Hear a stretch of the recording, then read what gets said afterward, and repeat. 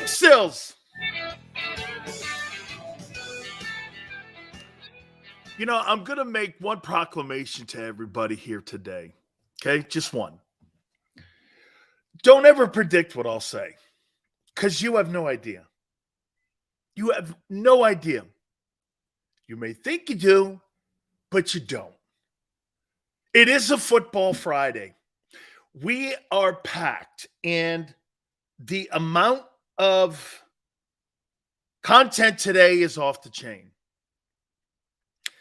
Absolutely off the chain. I do want to start by making sure, because this is the final day that you can be part of our great contest. And that is with our friends at Hooters. And Tony's going to put a code word up throughout the 4-hour show. All you have to do is identify it, send it to that email, Dan Sileo Show at gmail.com.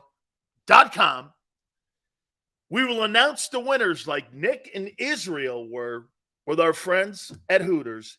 And we'll do that on a football Monday coming out of a week 5 of the NFL and also the Eagles versus the Rams at SoHi Stadium. All right. Before we get kicked off here, I do want to say this. This is a football show. That's the centerpiece of it. It's a football show. And I cannot start this program out with a 10-second conversation about Dick Butkus like last night's NFL on Prime did. I thought that was embarrassing. Butkus is one of the most important men, players, figures in pro football history. And to spend 10 seconds on it in the first half and not to really make it the centerpiece of that game last night. We'll get to the game. I know the game kind of told me something just the same way when I watched the Giants the other night versus Seattle. It told me a little bit something about the NFC East, and it told me something about really the division itself. So we'll get to that. But make no mistake about it, Dick Butkus was one of the most intimidating and one of the most iconic men in the history of the National Football League. And I want to take you back a little bit here. Historically, today in the NFL, the quarterbacks are the centerpiece of many of the franchises in the NFL. They're the faces of the franchises, right? They're actually the faces of the league, these quarterbacks, because of the amount of money. You have to remember something. In Butkus' era, there were really 4 men that personified football cities in America. It was Butkus in Chicago, Sam Huff in New York, it was Nitsky in Green Bay, and it was Concrete in Philadelphia, Chuck Bednarik. Think about the time. Think about the era. Think about what those men were to places like Philadelphia. One of the most revered championships in Philadelphia sports history is the 1960 title. I know you guys won championships in NBA with the 76ers. I know you guys won World Series. But at the end of the day, those cities that won NFL championships and some of the iconic East Coast cities were represented by the Mike linebacker. Would you agree? Who's the most famous Philadelphia Eagle?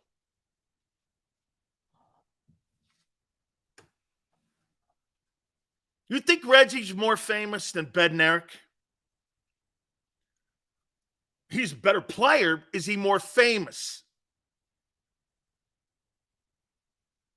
Who's the most famous Eagle? Who's the most famous Bear? Sweetness? Sayers? Butkus was born in Chicago. The man, in my opinion, for me, and again, you're right, LJ, for me, growing up with Robustelli, every time I got Chuck Bednarik on my show back in the days in Tampa, it was just wonderful to listen to him talk. I mean, you got to remember the NFL was represented by those men. And it's a generational thing. Most people today would say Reggie. Okay? And Tone would say Dawkins. Right. This is not an exercise in right and wrong. This is an exercise probably more so in generations. That's why Butkus was so important to the NFL. He personified that city. Wasn't his winning. They had 2 winning seasons. Out of that 1965 draft where you had Sayers in it. Okay? You had Gale Sayers and Butkus, and you had 2 winning seasons, and the coach was George Halas. Incredible lack of success with 3 of the most iconic people in pro football history. That shows you what their personalities and their greatness was more about. I mean, Joe Thomas, people talk about and revere him. Think about being Butkus and Sayers and being George Halas, and you're not winning a ton, but people still revere you. I can't start my show out by not honoring and talking about Dick Butkus. I've met Dick Butkus numerous times. I posted something on my website, a gift he gave me years ago, because I vote on the Butkus Award. And I had a chance to meet his son. His son played at Illinois also. And so I've been friends with the Butkus family probably since back in the day when Andy introduced me to him. So I've been friends with Dick Butkus a long time here too. We're going to get to the games here in a second. I'm going to ask you a question here about Jalen Hurts here in a second. It's not anything. It was a question I was asked today by the NFL Network. Hey, Big Sills, I think the reason Eagles didn't call for Eric Bieniemy, he doesn't do RPOs. Could be. Plus, I think he has just leaned on Andy too much, in my opinion. I think it showed he has a lot to learn also. I think a lot has to do last night with that game with Washington is the fact that Washington's offensive line. And by the way, it's a short work week. And can I say this to you?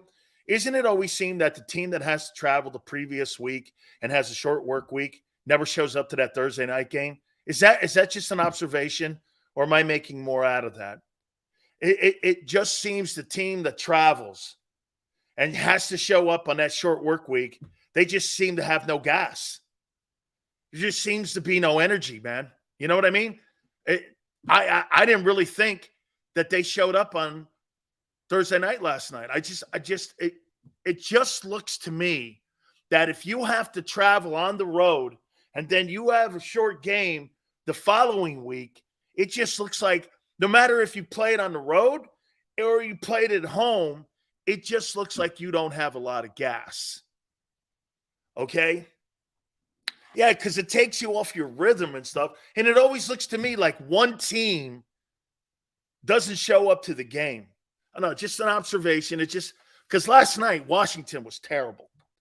And you know what? I don't really take anything out of the fact, like, I'm not going to do this to you here. Well, hey, you see how Dallas took apart New England and, you guys kind of limped around with New. Not really am I going to do that. Now, on social media, I may jab you a bit, but really, quite frankly, you never know what every week brings. You don't know who's hurt, who's not hurt. Hey, Christian Gonzalez played in that game in the opener, right? This last week, man, he was hurt. I mean, you can't do that in an NFL season. You just can't. And so for me to go like this, hey, look, Washington sucks. See, I mean, you were in a game. That's not how that works. I think the travel plays a factor. I think all of that kind of plays into it. And it's true. Washington didn't show up last night. So what's that mean to me? It's a 2-horse race in the NFC East. And quite frankly, New York and Washington aren't very good. But something Tone said a couple weeks ago or a couple days ago, they got sporadic talent that can beat you. Like if you don't show up, those teams can beat you. Okay? I mean, they can, but you got to put teams like that to sleep. I thought that was the best football game I've seen Justin Fields play. So my takeaway is Washington is kind of not that great yet. And the reason they're not that great is because they're O-line. Okay? So you can't sit here and go, well, man, the Eagles played them tough. They laid an egg against the worst team in the NFL. Short work week. You're not really ready to roll. You're out of gas. You got injuries at some positions. Your offensive line. Don't you think the other team, the Chicago Bears, had more of an opportunity to prepare for Washington than vice versa? I do. And quite frankly, if you're Washington, didn't you put more juice into that Philly game in preparation than you did into Chicago preparation? Probably played a factor there. Just, you can't go down that line here, man. By the way, DJ Moore, holy cow. Hey, that was unbelievable. Over 230 yards receiving. Okay. I thought he was A.J. Brown out there, man. That guy looked absolutely insane. All right. I was asked this question about Dak Prescott. And I want to add Jalen Hurts to this question for our guys. Again, this is not a rip. I'm going to ask you this. The question was to me, what has Dak Prescott proven? Obviously, in light of the 49ers Cowboys game on Sunday. What has Dak Prescott proven? And I'm going to put the asterisk on it. What has Jalen Hurts proven? Now, first, let me go here with Dak, and I want to give you an example of what I said about Dak. Okay? I said it's 8 years. It's 8 years. He's proven to me, inside of big games, he can't play consistently for 60 minutes and play championship football for 60 minutes. That was my takeaway on Dak Prescott, right? In gigantic games. Now, does he win last 2 years? They've won a boatload of football games. But they have not won significant football games, and I don't really think he's played exceptional. Like, does anybody come away from that 49er game, that divisional game, or not divisional game, that wild card game last year and go like this? Dak was out of his mind in that game and he played exceptional? Or even in the Brady game, do you come away going, man, he was just unbelievable? You know what I mean? I mean, it just doesn't seem in those games. Okay? It just doesn't seem in those games like he could play 60 minutes of ball. There's always somewhere in there where he has a dip and makes a critical mistake. It really is Cousins-like in a way. Okay? So that's the example I gave. Give me the example on what you think Jalen Hurts has proven with his play. I'm not talking about records. I'm talking about his play. What's he proven? Again, I just gave you the example of Dak. I don't think Dak plays good in big, giant games for the full 60 minutes. I think there's a dip somewhere in there with him. Focus, staying in the game. 8 years, that's my takeaway of him. Okay? What has Jalen proven to you so far? Now, look, too, also, it's a little bit more of a sample size when it comes to Dak than it is with Hurts. Because Hurts could still redefine himself. You know, what is he going into? His third year starting? That's really young in this process still. Hurts is passing the ball better than last couple seasons. And he's just a leader, okay? What has he proven so far? That he's a really great leader? I don't think Dak's a horrible leader. That Hurts can overcome bad coaching. That's a great takeaway. That's a great – hey, how about this, Timmy? Hey, Timothy, how about this one? That Hurts can overcome inconsistent coaching, and inconsistent coaching could be because he's had so many different coordinators. That's totally – Jalen doesn't get bothered by big moments. No moment is too big for him. I would agree. And he does get rattled when he And he does get rattled when he does make mistakes. He doesn't, you mean, get rattled when he makes mistakes. That's correct. I think Jalen has proven that he is never out of a game. And you have to play 60 minutes of football to beat him. I would say that, you see this thing here that Tone just said? I would think this is the greatest compliment any football player can ever have. Not whether or not you throw for a ton of yards, but when someone says this, I don't play 45 minutes of football. I don't play 15 minutes of football. I play 60 minutes of football. And you may beat me, but we're going to go 60. That's the greatest comment you can have on somebody. Because you know why? You'll beat 99.9% of the talent you play against, even the better talented people. How many times you've seen people with tremendous talent and you beat them? Shit, man, it's on display every Sunday.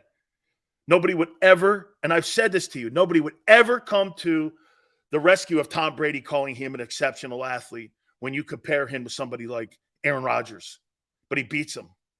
You don't have to be the most skilled or the most talented athlete in the NFL when you're the quarterback in this league to beat another quarterback. Peyton Manning couldn't jump over a stack of dimes. And he's one of the greatest quarterbacks in the history of the sport. Okay? I like that. Relentless pursuit. Jalen's proven he hasn't cost you games. Yeah, because you're right. If he's not there, you don't win games. It's a fact. Yeah, absolutely. I just was interested because my takeaway with Dak was he's proven to me, man, it's 8 years, dude. Every time I get him in a big game, like, watch this. Are you confident in Dak Prescott going into that 49er game? We're going to get to our takeaways and such, what we're going to see in this Eagle game versus the Rams here in a second. But, I mean, do you feel confident in Dak on Sunday?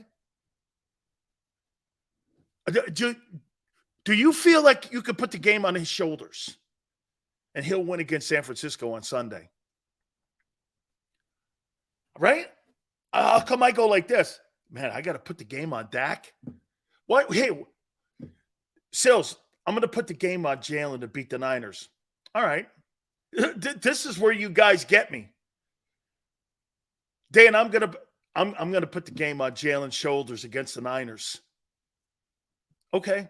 Dan, I'm going to put the game on Dak's shoulders against the Niners. Whew. I don't know, man. Can we spread it around? Yeah. And by the way, they're not playing awful on offense. They're just not. Okay? I mean, the real is saying that Dak is a flop just like Tony Romo. I don't think you can be any more right about the comparison between Tony Romo and Dak Prescott. And I've asked it before, has he been an upgrade? Maybe a tick? Because Prescott, I don't think Dak turns the ball over as much as Tony. Enough of that game. We'll get to that game here in a minute. But I just wanted to throw that out there, that it's important that we recognize Butkus, and also that I was asked a question about Prescott, and I wondered how you would look at that. And I agree with you. You're never out of a football game with Jalen Hurts. That is something that is continuing to trend that way. I thought he hurt you his first year starting. Okay? I thought he was the caboose.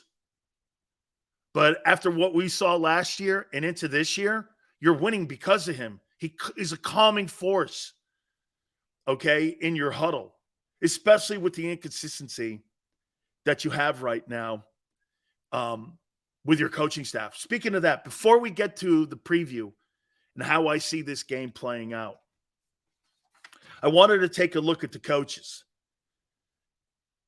Okay? I wanted to look at the coaches, head coaches. McVay versus Sirianni, Rams.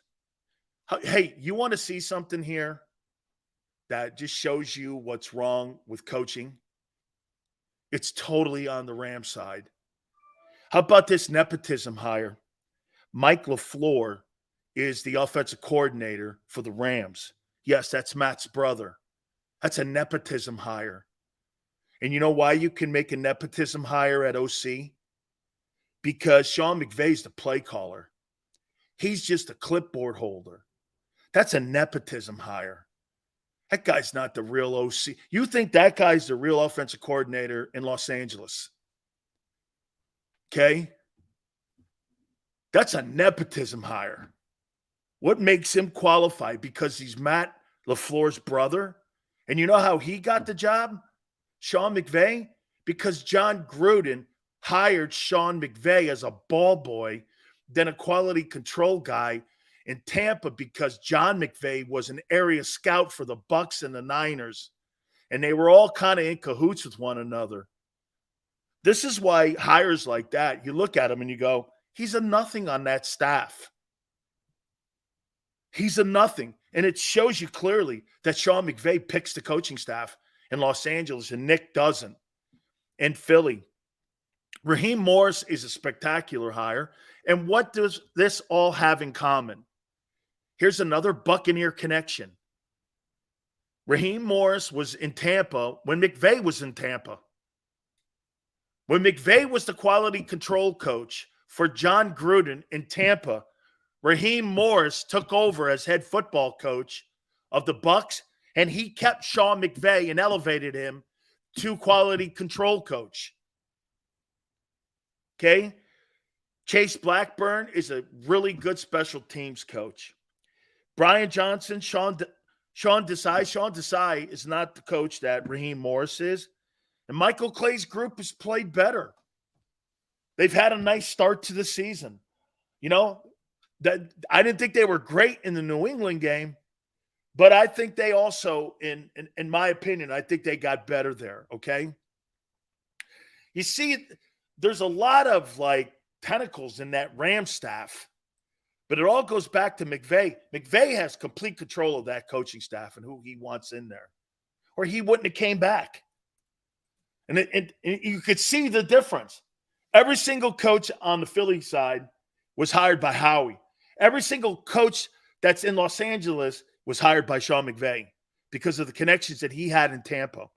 All of those, Chase Claiborne, Raheem Morris, the brother, all of them had connections to Sean McVay and really to the Grudens. So that's how that staff was constructed. Just tells you a little bit that there's more control with the head coach in Los Angeles, a lot more than there is in Philadelphia. It's more organizationally with the Eagles. It's a different culture altogether. It's a completely different culture. Now, both are winning. Do I think the Rams should be further along? Let's get to the preview now and how I see this game playing out, okay? No, Josh, I'm not blaming anybody. I'm just pointing out that it's a completely different approach to win ball games.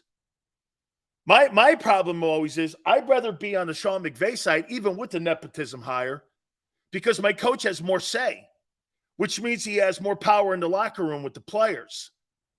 Hey, just because the Eagle guys like Sirianni doesn't mean he can tell them what to do. That all comes down from Howie in the front office. It's just a different approach. That's all. It's just a different way of doing it. But I think, hey, here's an example. The Eagles win with that, and the Chargers don't, because they have the same structure in Los Angeles with the Chargers. Same structure, but they don't win. Okay? They don't win. So what does that mean? You got to have good people.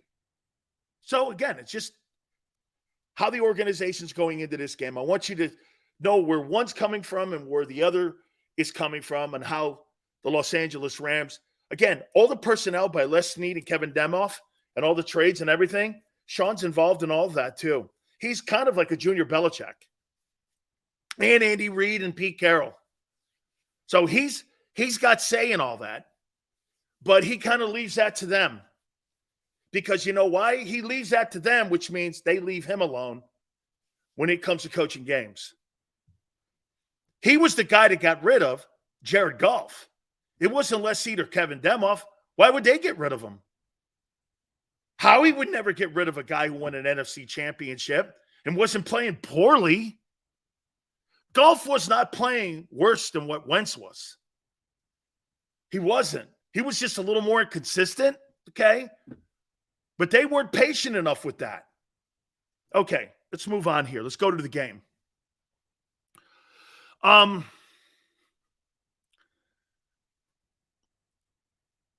Eagles on the West Coast trip to play the Los Angeles Rams at SoFi Stadium. Eagles are 4-0, Rams are 2-2. It's depending where you look, 4 points, 4.5-point favorites. Eagles right now are scoring 29.5, which is fifth in points, 392 total yards. They're 12th in passing, 226.8, 165.3. They're second in National Football League in rushing. And on third downs, here's an important statistic and trend that they're ninth in first and third downs. It's important, especially in a game like this. And the reason I point these numbers out to you, because this is what the team has been trending to the first month of the season. These are telling you kind of who they are. They're scoring points. They're putting points on the board. I would say this to you. How do you think they've been in red zone? I don't know. Underwhelming? Would that be fair? No, Sue, these aren't stats. These are trends. This is what you've done and who you are. You're trending this way. You're trending. This is what you are doing on a week-to-week basis to win. How do you guys think the red zone offense has been in the first month? I think it's been, if I'm using a word, underwhelming. I think they've got to score more points when they get into the red zone. Not kicking field goals. You can't have your kicker, your player of the month, because he's been winning ball games for you. That's the lack of not scoring in the red zone. Okay? Timothy, I wouldn't say terrible. I just use the word underwhelming. Okay? Just underwhelming. I think it just has to pick up a little bit. Philly D gives up 22.5 points per game, which is 16th. Middle of the road. That's not horrible. That's not horrible. 22 points a game. You'd like to give up 19, 22? You know, today's NFL, middle of the road. First month of the season. That'll get better. That'll get better. You're giving up 323.8 yards per game. That's what you're trending at the first month, which is, I believe, 16th. Your pass defense is ranked 27th. And your rush defense is ranked 3rd, 63 yards. Tone says red zone offense has been disappointing. Okay. To me, it's been underwhelming, man. I mean, you got to get in. When you have the number 2 running attack, National Football League, got to get that thing in there, man. Okay? You got to get that in there. You can't be settling for field goals in games that are going to be really good coming up here soon. This is like your preseason, your first month of your year so far. You're playing underachieving teams, not very talented teams, Washington, Minnesota. The teams that you've played, not one of them will make the playoffs. Maybe the Bucs. Maybe the Bucs. The Bucs could be the team to beat instead of New Orleans in the NFC South. It'll probably come down to those two. Here's the Rams now. And here shows you a little bit of some of the woes that the Rams have coming into this game. Rams are averaging 24.5 per game in the first month of the year. They're 392.8. They're 4th in offense. They're almost a complete flip-flop of who you are. They're averaging 288, 289, which is 2nd in National Football League in passing. You're playing against the 2nd-best passing attack in the NFL on Sunday versus the worst or the 27th ranked. Keep those two in mind as we move forward here. The Rams are 2nd in the league in passing. The Eagles are 27th in pass defense. They're averaging around 104 rushing, which is 18th. Not horrible, good enough. They're 8th in third down completion percentage. What was one of the things that was a key for Washington to stay in that game versus Philadelphia last week? They were converting on third downs. This is the 8th best team in the league on converting on third down. Rams defense. Red zone, for God's sake, showed something different. 2 back sets or 2 ends. I told you it's predictable right now. Rams defense, 21-3, giving up in points, which is around 15th. 295.8 yards per game. Not horrible. They're 9th. They're 7th in pass defense for the first month, which means they're playing well in the secondary. 14th versus the run, middle of the road. Not bad. That's why they're a top 10 defense the first month of the season. JM says the Rams played the worst offenses, and the Bucs have played great offenses? What, Washington? New England? The Bucs? Maybe Minnesota? Crazy? Who have you? When people say those things, you don't reflect back. Don't worry about that, because you can use it right back on who you've played. If you use that same metric, you can't not apply it to you. Makes no sense. Geno Smith, they went up there and pounded him. Hurts in the offense. This is what I would say in this game on Sunday. Just be patient, man, with who you are. Be patient. And that means the coaches.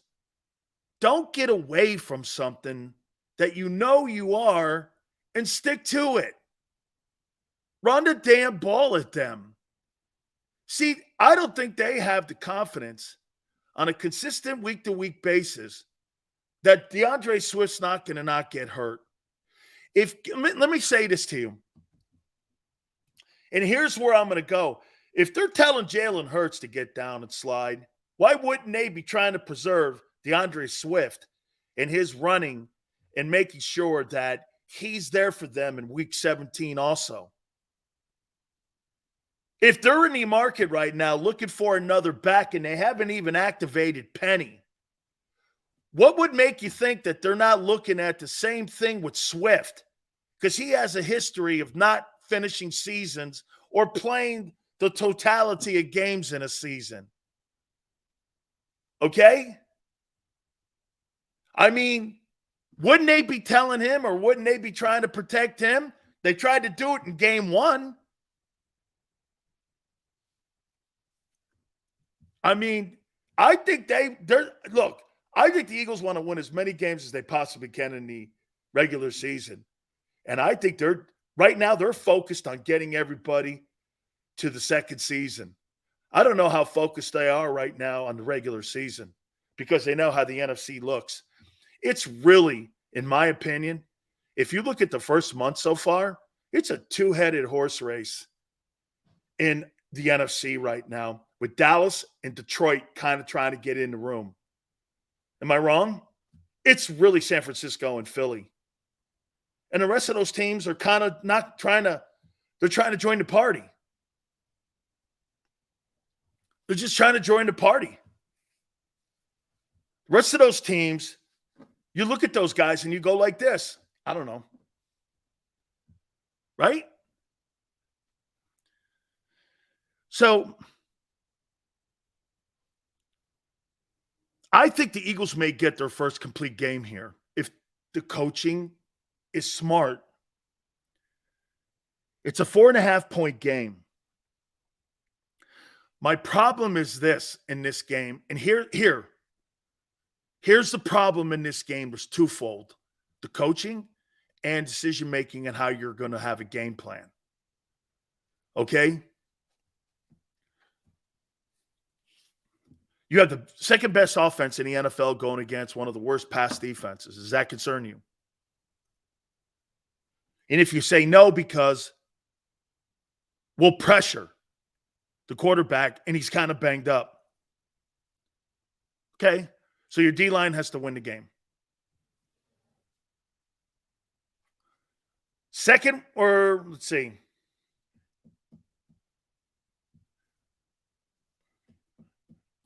Fifth worst defense in pass coverage in pro football are the Eagles. You're not worried. And they're the second best passing attack. They're the second best passing attack versus the fifth worst pass defense. You're not worried. You think your issues are not as big as the Rams' issues. Is that how you look at this?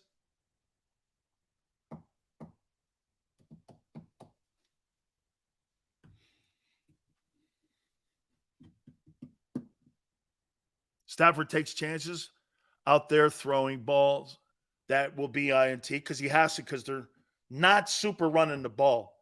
He makes higher percentage turnover plays because he throws the ball 3 times more than Hurts.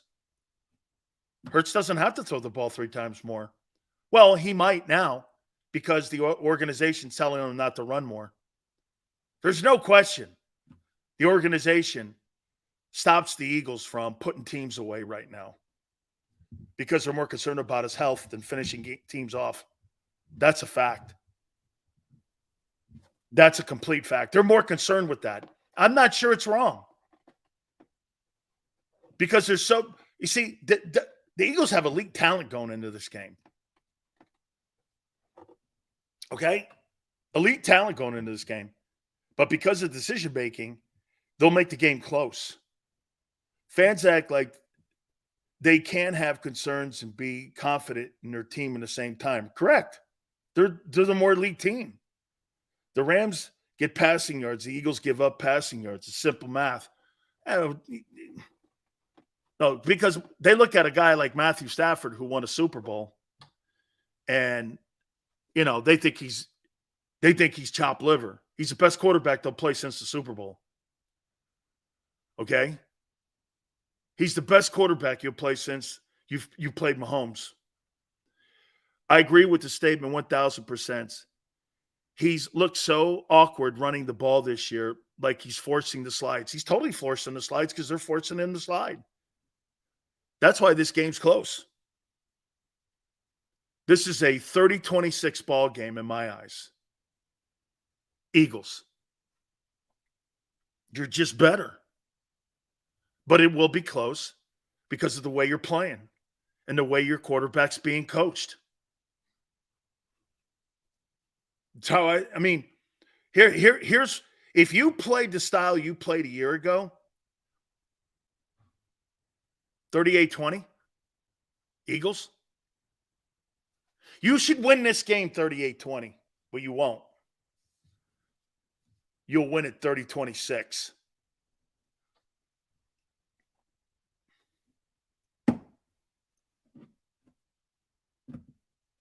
What I just said, I'm sure everyone disagrees. If you played like the style and you took the harness off Hurts, he'd win 38-20. But since you won't, it's 30-26. What game have you beaten a team by 16 points, dude? Isaac, what game have you beaten a team by 16 points this year? You've given up 20-point leads, and you've given up 16-point leads. Where in your right mind do you come off saying that you're going to beat a team by 16 points when you've taken on teams that aren't really that hot? Maybe the Bucks. Maybe the Bucks.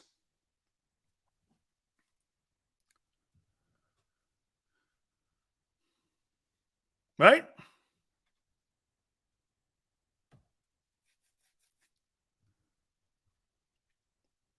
$38-16. Where have you dominated this year? Tampa? Okay. Okay. You think the Rams are better than the Bucs? Do the Rams have more talent than the Bucs? Surely in the passing game they do, because the quarterback's better. You may have the same talented wide receivers. They're deeper, though, in Los Angeles. Los Angeles is deeper. There's a bigger star in Tampa, but you got a Super Bowl champion quarterback in Los Angeles. And you got a star offensive play caller in the head coach, like you do in Kansas City. That's why that game's close. The only reason it's close is because of coaching, the way they're going to go about this game. Here, I can already see what Desai's going to do. They're going to be so fearful of Stafford ripping your secondary apart, they're going to be blitzing. And so, to me, you're going to see a lot of quick passes to start that football game by McVay to get that thing slowed down and to make your offensive line or you make your defensive line ineffective like Washington did. You got home 5 times, but Sam Howell still had a good game. Okay? He still had a good game. He was up near 68% completion percentage. He still had a good game. He threw for 290. Okay? I mean, you're going to see a lot of the same passing routes that you saw in Washington that Bieniemy had that you're going to see with the Rams. Just maybe in different eye sets and maybe different backfield sets, especially where they are on the hash mark. Okay?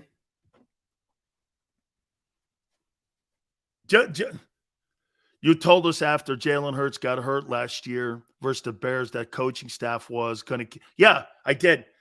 And I will say this to you. It's true. I did say I'd like to see Jalen run less. Well, if you see Jalen run less, you won't win, and there's no sense of paying him $50 million. This is your guy. Whether he pays 5 years or 10 years or 15 years, this is who he is. And if you're going to go with that and ride that, I would never. Because I don't think there's a high ceiling. There's never been a high ceiling for dual threat quarterbacks. There's never been.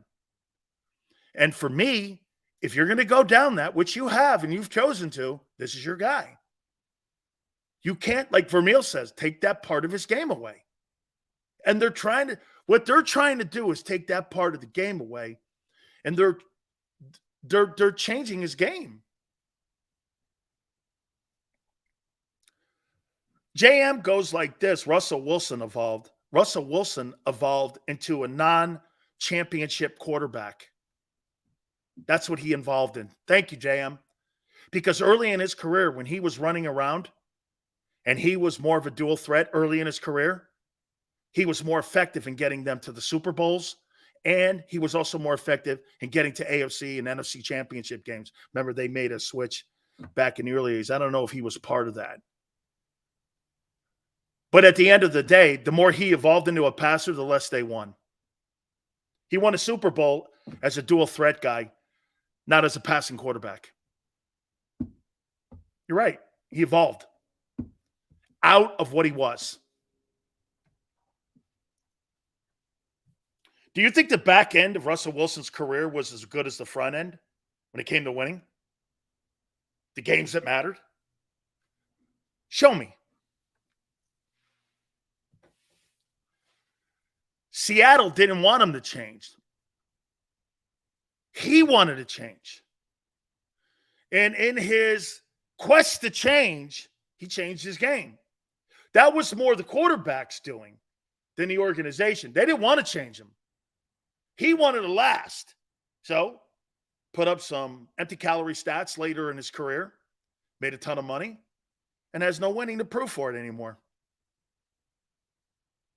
Those teams struggle now with him at quarterback. Congratulations, you evolved into a non-winning quarterback. Joey goes, Russ had the Legion of Boom. Okay, so they had Marshawn Lynch running the ball. They played lights-out defense. And they had a quarterback who wasn't really the leading centerpiece on that team, taking teams to Super Bowls. Russell Wilson was carried to Super Bowls early on by those components. Russell Wilson was never the same quarterback once they lost Marshawn Lynch. Don't kid yourself. He became Dak Prescott and Kirk Cousins. You could paint it any way you want, but did he do the same winning he had when he was winning that style of ball back in the day? Don't let that happen to Hurts. Sliding early, trying to make him a pocket. You'll have more empty calorie stats than Russell Wilson and Kirk Cousins. You keep doing this. You're changing this guy into what he's not. Same thing they did to Wilson. I get the fact you want to keep him around. Jalen does not need to run the ball more, but what he doesn't need to do is lower his shoulder. Hey, Dirty, I want more effective runs. Absolutely. So how many people think DeAndre Swift is helping Hurts' game right now? Do you think he's hurting or helping his game? His personal game. Do you think DeAndre Swift is helping or hurting Jalen Hurts' personal game? Not the team. Not the team. But do you think he's hurting? Do you think he's You think he's helping? He looks less effective to me since Swift has been added. Teams don't fear the Eagle passing game. They fear the big pass play. But they fear the run attack. Everything comes off that run game. Dude, seriously, when you prepare for the Eagles, I'm not thinking about how many yards you're going to throw on me. I'm thinking about how many rushing yards you're going to run on me. That is a defensive coordinator's nightmare. Dude, you throw for 400 yards, 500 yards, I'm still in a ball game because that means you're going to throw the ball 100 times. You're going to have at least four 3 and out somewhere in there, and I'm going to get back into the ball game, and we'll be good. Shit, you played against Tom Brady, threw for 500 yards and lost. But when you have a team run for 200 yards on you, there's no chance of winning because you don't get the ball back. When a team runs for 225 on you or 238 on you, you know how that feels? You probably get the ball twice in the first half, twice in the second half. You may have 6 total offensive series, max. So in those 6 times you touch the ball and you get this ball, you have to make 28 points. The chances of that happening are limited. Personally, I think DeAndre Swift's hurt Jalen Hurts' game.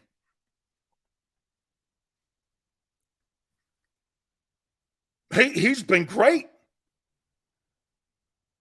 But why does Jalen look timid running the ball? How about this one? Do you think he looks timid running the ball? Timid's not a good name because he's not a timid player. Apprehensive. You think he's apprehensive running the ball? Because I wouldn't use the word timid on him. Okay, because he's not a timid player. I wouldn't use the word timid on him in anything in his life, actually. You call it smart, so he's thinking about what they're saying, and that's why it looks. Apprehension. Okay, let's use that word. How about this? I think he's apprehensive. I think your play caller's timid. Fear of getting hurt in an NFL game? Jesus, dude. How many games have you ever really put a game plan together for? The next man up, let's go, man. That Eagle team, the Eagles are such an elite roster. Thank God. Hey, let's put it here. Dan, do you think that football team by the end of the year will have enough elite roster pieces to it to win a Super Bowl? Yes. Do you think the organization going into the playoffs will have another opportunity to get to a Super Bowl? Is that counting coaching? Yes. No. Now, can they evolve? Are these games helping your coordinators? Probably. Probably helping them. Look at Scott. Johnson beat Belichick. And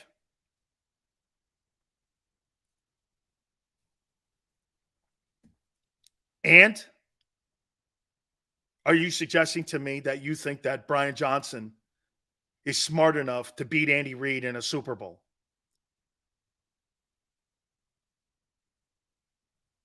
Really? Or a Jim Schwartz? Really?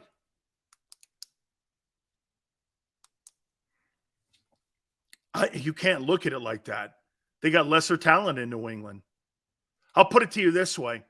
If Bill Belichick was the head football coach of the New England Patriots and Brian Johnson was the offensive coordinator in New England, they'd have beat that team 50-0.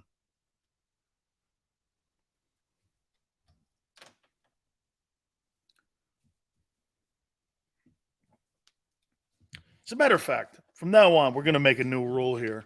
I'm not answering dumbasses and stupid analogies. So, we're going to do this here. 30-26. That'll be my takeaway. It's Howie because they don't want another Wentz debacle with him becoming injury prone, so they aren't willing to sacrifice everything for health. Well, Ace, if they're going to not sacrifice everything, you won't win anything. You've got to sacrifice everything to win. You sacrificed everything to win the 17th Super Bowl. I don't get why they're so apprehensive now, knowing full well they went through 17 and won a Super Bowl with that direct opposite mentality. In 17, Wentz was out in you know what's crazy about this moment too? Is this the first time the Eagles are out in Los Angeles since Wentz was injured? Tone, is this the first time playing the Rams since Wentz's injury?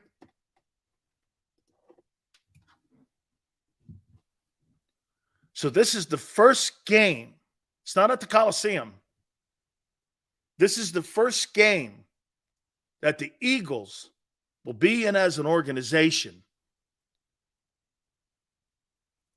since Carson Wentz's injury, where he played that last series and scored on an injured, then got up off the ground and walked into the locker room. I'll tell you what, man, I did like that. Didn't he finish this?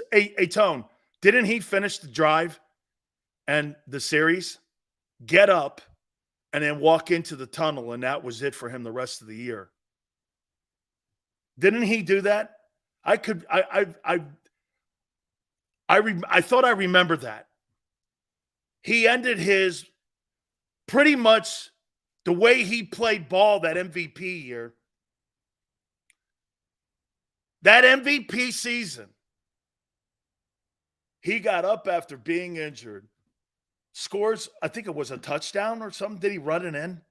Got up, walked off the field, and into the Coliseum tunnel. And that was it. Really, his greatest moment. Okay?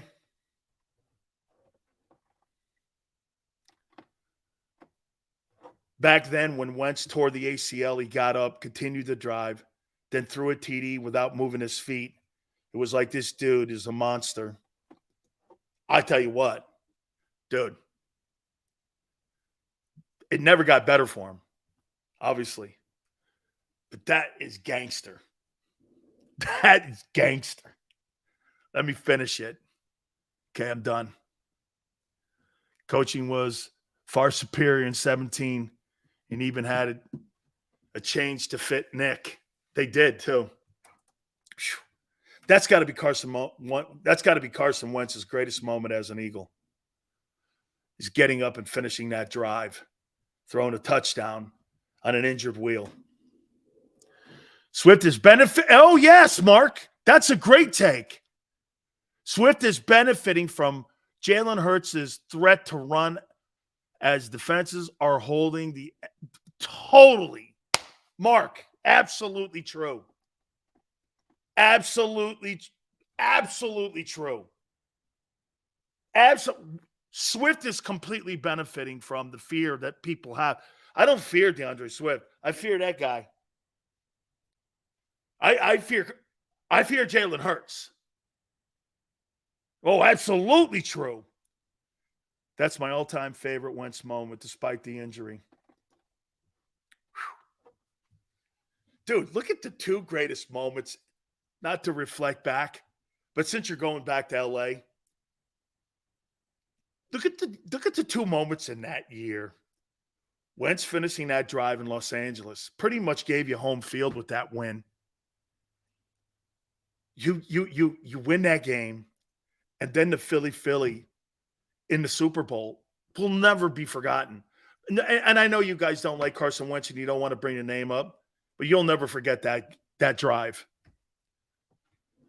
That's one of the greatest drives of all time by an injured player because he won. Sean McVay confirms Cooper Kupp is good to go versus the Eagles on Sunday. Damn! Hey, man. 30-26 versus the 27th ranked defense. Man. Joseph, what do you think, man? Cooper Kupp's playing. Woo, man. Damn. Kupp is going to make a break for who wins. Can we stop him or not? Who covers? Okay, so who's covering? I can't say the kid's name and I won't try. Who's covering the BYU kid? Bradbury. Okay. Slay's got Kupp or no? Who are you putting on Kupp? Then they got another kid there too who's doing pretty decent. Damn. Oh, my Lord, man. I don't know here. Dude, so you got Cooper Kupp, the BYU kid, that other dude that's playing well. Who's their tight end, Tone? Is he anything?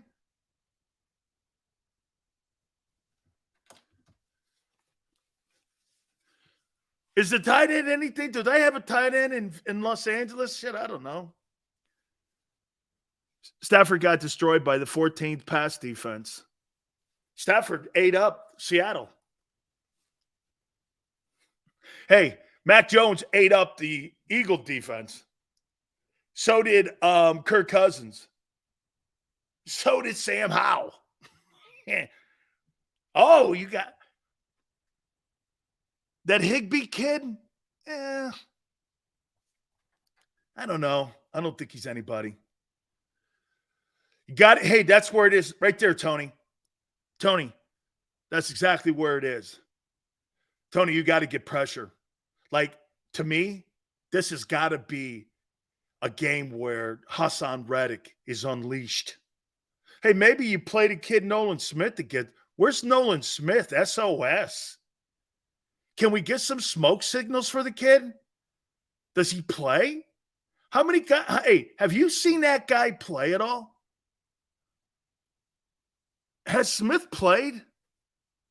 I'm not ripping him. Has he played? I haven't seen him really play in a ball game yet. Okay, let's see. Well, the Rams are 9th in total defense. Fletcher Cox is out. Maybe he gets more reps. Okay. Right?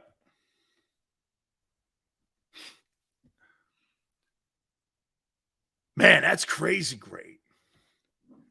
This game here.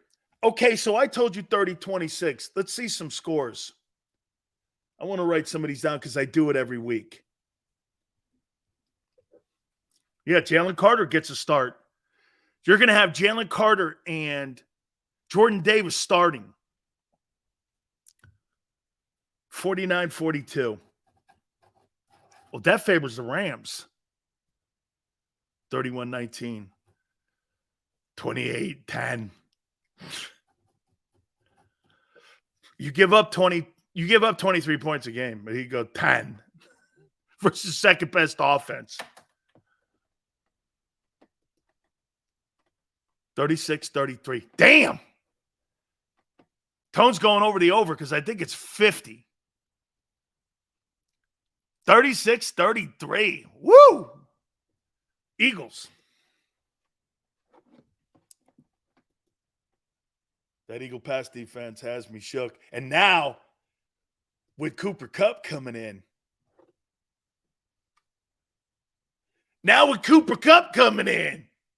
How you doing? Oh, man. Oh, dear God. All right. I got another Eagle topic for you, too, at the top. My boy Tone's going to join me at 3:30. The greatness of Philly Godfather is going to join us. We're also going to do this. We're going to look at the Cowboy game versus the 49ers because it affects the Eagles.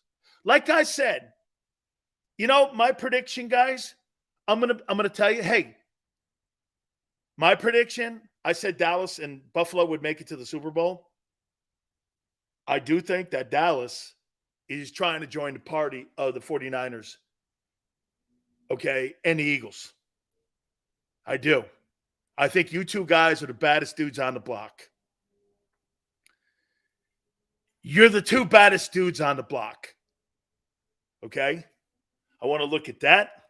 Another Eagle topic here. Don't forget our great friends at Hooters. The official sponsor of the National Football Show. We so appreciate you guys being part of it.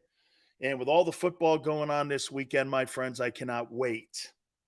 I cannot wait to have all my friends go into one of the 7 Northeast locations by going to northeasthooters.com. You'll understand what I'm talking about. The places are packed. My friends at King of Prussia, great schedule. We kind of move things around a little bit. We're going to be showing up real soon. Look, if you don't want to go into any one of the places, do me a favor. Order on the app, hooterstogo.com. That's hooterstogo.com. The iconic Hooter girls will bring the food out to you.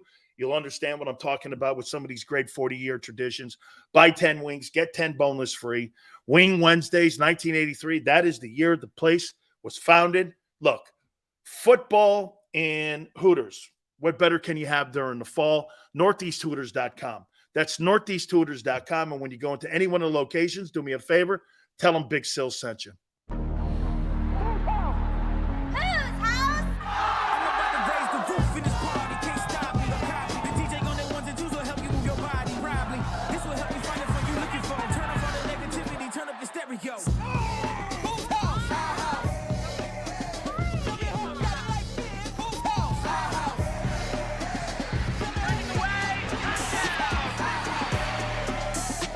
Football and Hooters, the perfect pair.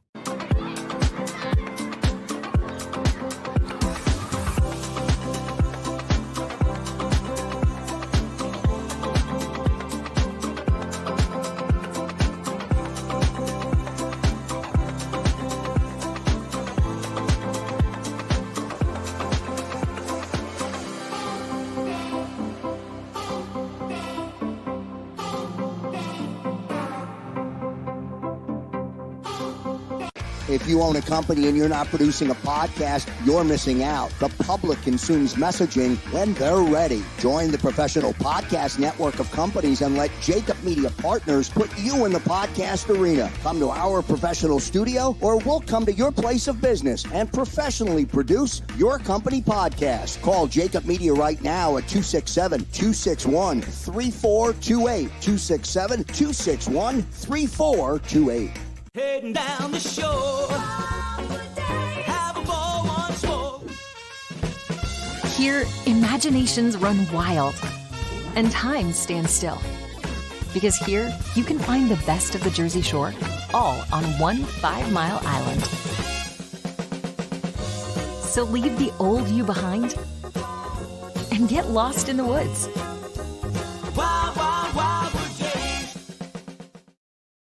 Score and save in southeastern PA and Delaware with Colony Pools this football season, and let the experts close your pool with a custom Merlin safety cover in green for the birds. And if you join our Winter Watch team, we'll give you another 20% off, and Colony Pools will handle it all. Keep your tiles on your pool, not in your pool. Fly with Colony right now, Birds fans. Visit flywithcolony.com.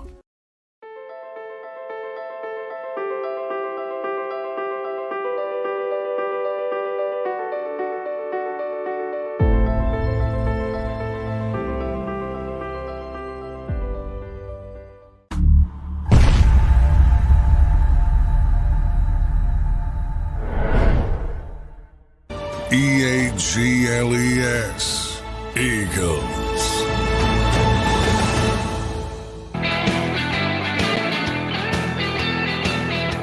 I just got it. Everywhere. Hour 2, Big Sills, thanks for coming aboard. Please hit the like button. Before we move on to the game a little bit more here with Rams and Eagles, do you think Magic Johnson fired a warning shot today when he said that there was no fire on the sidelines for Washington when it came to that Bears game? Could they fire Ron Rivera and give the interim tag or the permanent tag to Eric Bieniemy in season? Could they do that? I mean, Maniac makes a great point. What is a 4% owner of a team talking out loud like that? He's a minority stakeholder in that thing. Why does he have the megaphone and it's not Josh Harris? Josh Harris clearly gave him the permission to say that. You're never going to, as a minority owner, have you ever heard a minority owner anywhere barking about anything about a football team? That's correct, JM. Magic Johnson is Josh Harris's mouthpiece now. A 4% owner is saying something publicly? Seriously, man. I'd be like this. If you think Jerry Jones would let a 4% owner of the Dallas Cowboys, you think he'd let a 4% owner bark something out about his team not playing well against Arizona? So I think what they're planning on doing, I think they're planning on making it so they're going to put Eric Bieniemy in, and they're going to name him the permanent head coach moving forward. And I think that's probably going to happen over the next couple of weeks. That was so weird. So weird to hear a 4% owner say something. I mean, I was like, what is he doing talking? Since when do minority owners, when it comes to owning a team, have a say in public about the way a team is playing? Minority owners don't have opinions. They're lucky to be investing. Name me, okay then, Elliot, name me another minority owner you ever heard say something about a team not playing well and there's no fire in the belly. In the 105 years of the league, name me one. Magic Johnson? They're getting ready to fire Ron. Ron Rivera. Matt Eberflus saved his gig last night. Okay? Matt Eberflus saved his gig. He did. Again, before we move on here, I thought it was pretty cool that what T.O. said about Eagle fans. How many people in here like Terrell Owens? Not justifying it, but how many minority owners are Magic Johnson? You think that matters to those 32 white owners? You think they look at Magic Johnson? Well, maybe because Josh Harris is a hoop guy. Maybe I would say this. Tone, maybe because Harris knows Magic's how big and important Magic is, because he deals with the NBA guys. There could be that dynamic in there. There could be that dynamic. Sure, okay. I didn't think about, because he looks at him in a different light because he's a Sixers owner. Okay? Sports radio, do you ever say anything positive about Philly? Yeah, I said you go to the Super Bowl last year. Is that positive enough? Just asking you one thing about T.O., do you think Philadelphia Eagle fans like him? Do Eagle fans and Philly sports fans like him? Do they like him? I thought he said something pretty cool about you guys in San Francisco, because personally, I got why. I covered him out there when he was with the Niners. Okay, you know what he said? He was asked a question yesterday on a morning show called The Game. I was supposed to be the morning guy, that thing, a couple of years back, but that's another day. And he goes, where do you think you got the most love? And you know what they said? And you know what he said? He goes, I get more respect from the Eagle fans, and they look at me and revering more, and they like me more. I think so. I never came across a fan that dogged him. Fans always blame McNabb for what it turned out to be. So do I.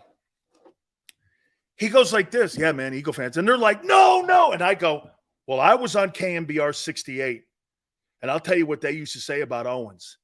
They didn't like the way he carried himself. He was very un-Jerry Rice-like. Rice loves him. Rice used to have to defend him. And it was because he was taking the, I think, if I'm not mistaken, Tone, you'll like this.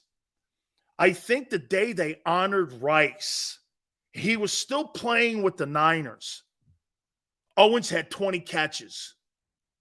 On the day they honored Rice, he had 20. He had this game. I went on the air the next day. I'm like, hey, that's some honoring of Jerry Rice. The heir apparent has 20 catches. And I'm on here going, hey, that's some way to honor somebody. The new guy who's going to take his gig had 20 catches and broke a team record. Okay? I mean, yeah. He made them guys go, no. And I'm like, they never liked him out there because he was the replacement to Jerry Rice. You know how that is. They don't like the new guy. They didn't like Mantle in New York. They didn't like A-Rod when he came in because they didn't want him to take some of the shine away from Jeter. I mean, that just happens. Totally, man. The T.O.'s like, no, man, Eagle fans. I was so happy to hear him say, and it never dawned on me, because I said this, I go, in San Francisco, they give a shit about how you act, your personality, what kind of dude you are. In Philadelphia, they only care you win and you produce. Best worst star in Dallas. Hey, am I right? All they cared about with T.O. was he produced and he was good. Anyone. That's all they cared about. In San Francisco, it's about the look, how you carry yourself, all that other shit that doesn't matter at all. Totally, man. Oh, he shut that radio station down. People calling in, that's why we always hated him. I'm like, yeah, you did always hate him. That was an absolute fact. You always did hate him. Okay? All right. So, are you worried about Stafford versus your secondary?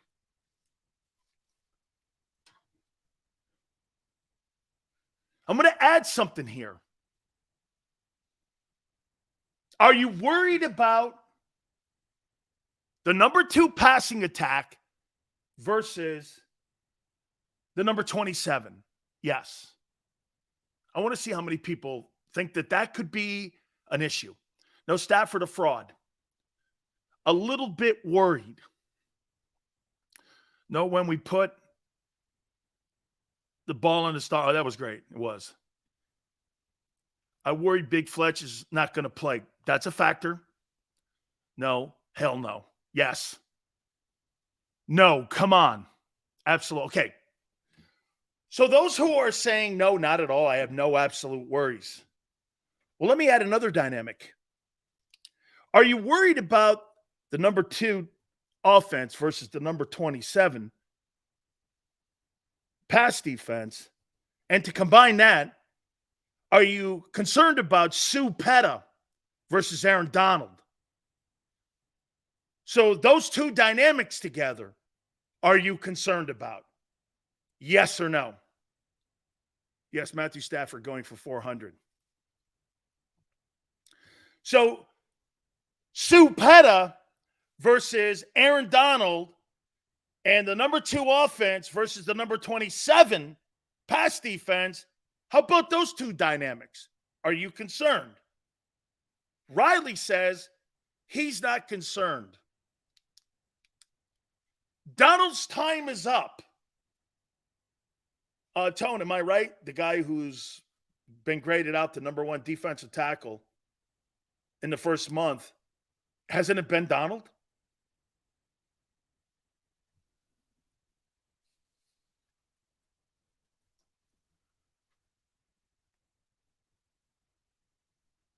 They'll slide help to Petta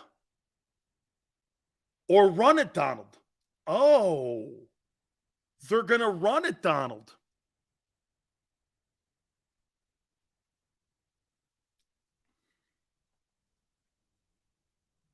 They're going to run at Donald. Run right at Donald. Look at you guys. Holy cow. We actually have some people who drank some smart juice today. Okay. Sports talk culture burns me up sometimes. Now Donald is washed. We must be living in the twilight zone. No. Tony, you got to remember, he's washed this week, but he won't be after this week. Okay? You see, Tone, I'm a sports psychologist now.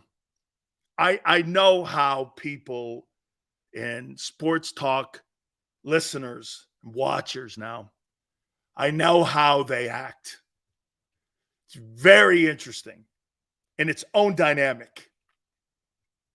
They're actually harder to deal with than political people. I used to do a show on 97 WFLA, and I did it before, what was his name?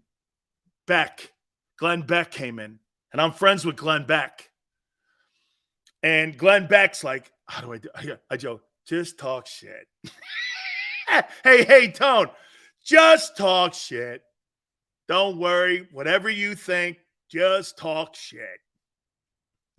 It's not working. I go, just give it time. Trust me. You'll be like a foot fungus too. Okay? Jalen Carter's rookie of the year. He's rookie of the month. Sure. Okay?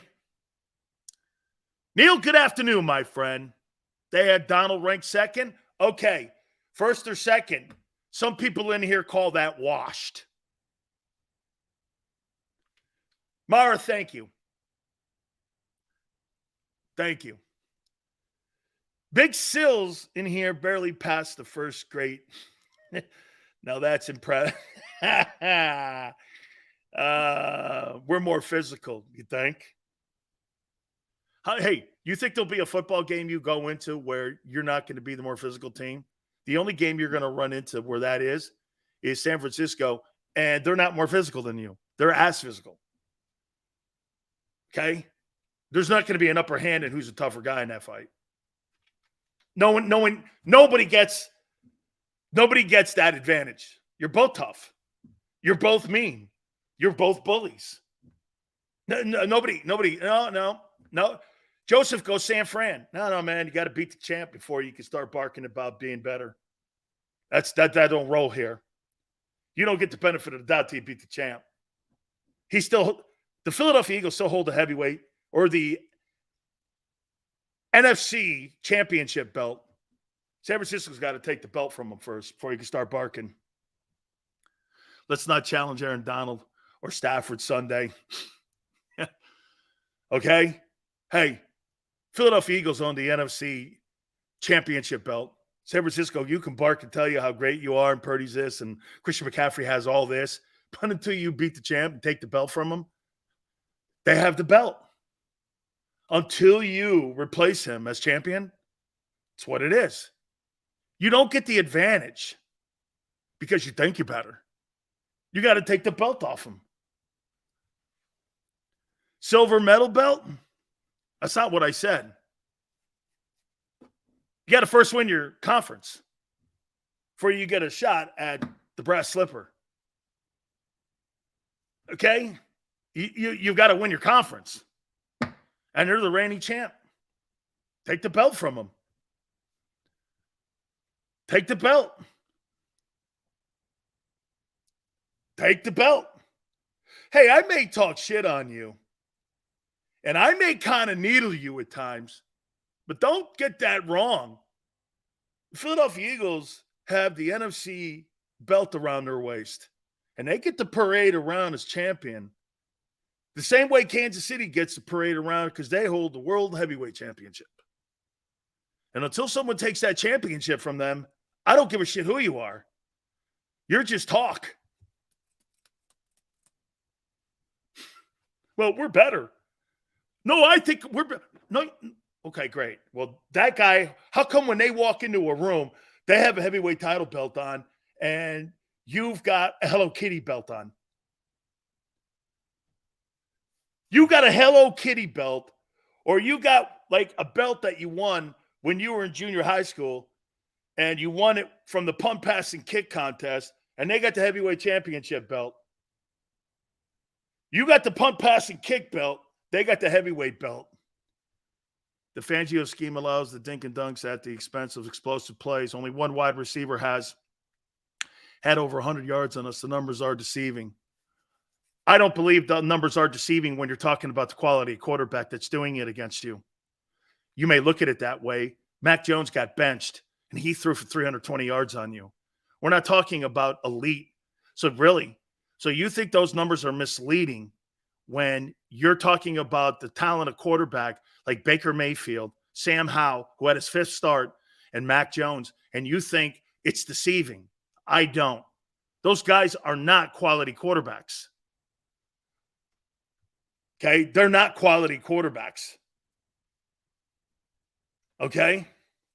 No. Hey, let me say it one more time to you. I think the Niners are really good.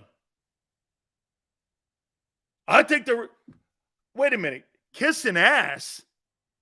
So you really think if you don't hold a heavyweight championship belt of the year or the conference championship belt, you could parade around in your skivvies pretending to be the champ because you went down in your dad's basement and you made a championship belt and you crowned yourself like you're Chad Johnson?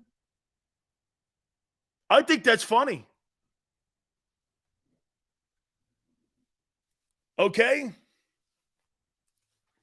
I actually think that's funny. How come no one answers this? Are you concerned about Sue Petta versus Aaron Donald? Hurts has been hit.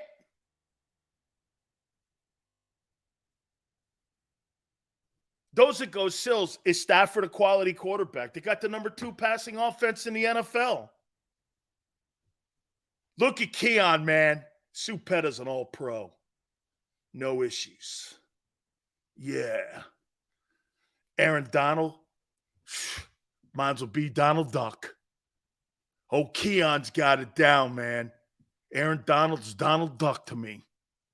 Not worried about this guy. He's Donald Duck. Sue Petta, Sills, have you seen this beast? I actually have.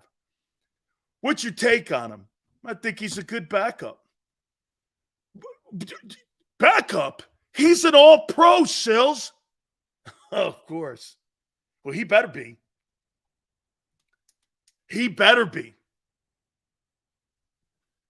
He better be. Hey, there's that 21-1. Love it. Fantastic. Congratulations. That is your identity. 21-1. Couldn't be spoken by a better Philadelphian, I'm sure. 21-1. You should put that on a t-shirt. Eagle fans are 21-1. I'd like a t-shirt that says champion on it, but hey, I'll take 21-1. Hey, come on now. I don't want to hurt any feelings. It's a football Friday. You should put 4-0 on too. 21-1, right above it, then 4-0. Eagle fans are 21-1, 4-0. You're right. You're absolutely right.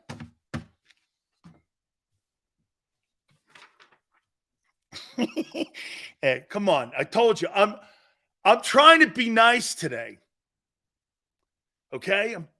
I'm actually trying to be nice. Okay? Just trying to be nice. What are the Cowgirls then? What would you think I would call the Cowgirls? According to you, the Cowgirls.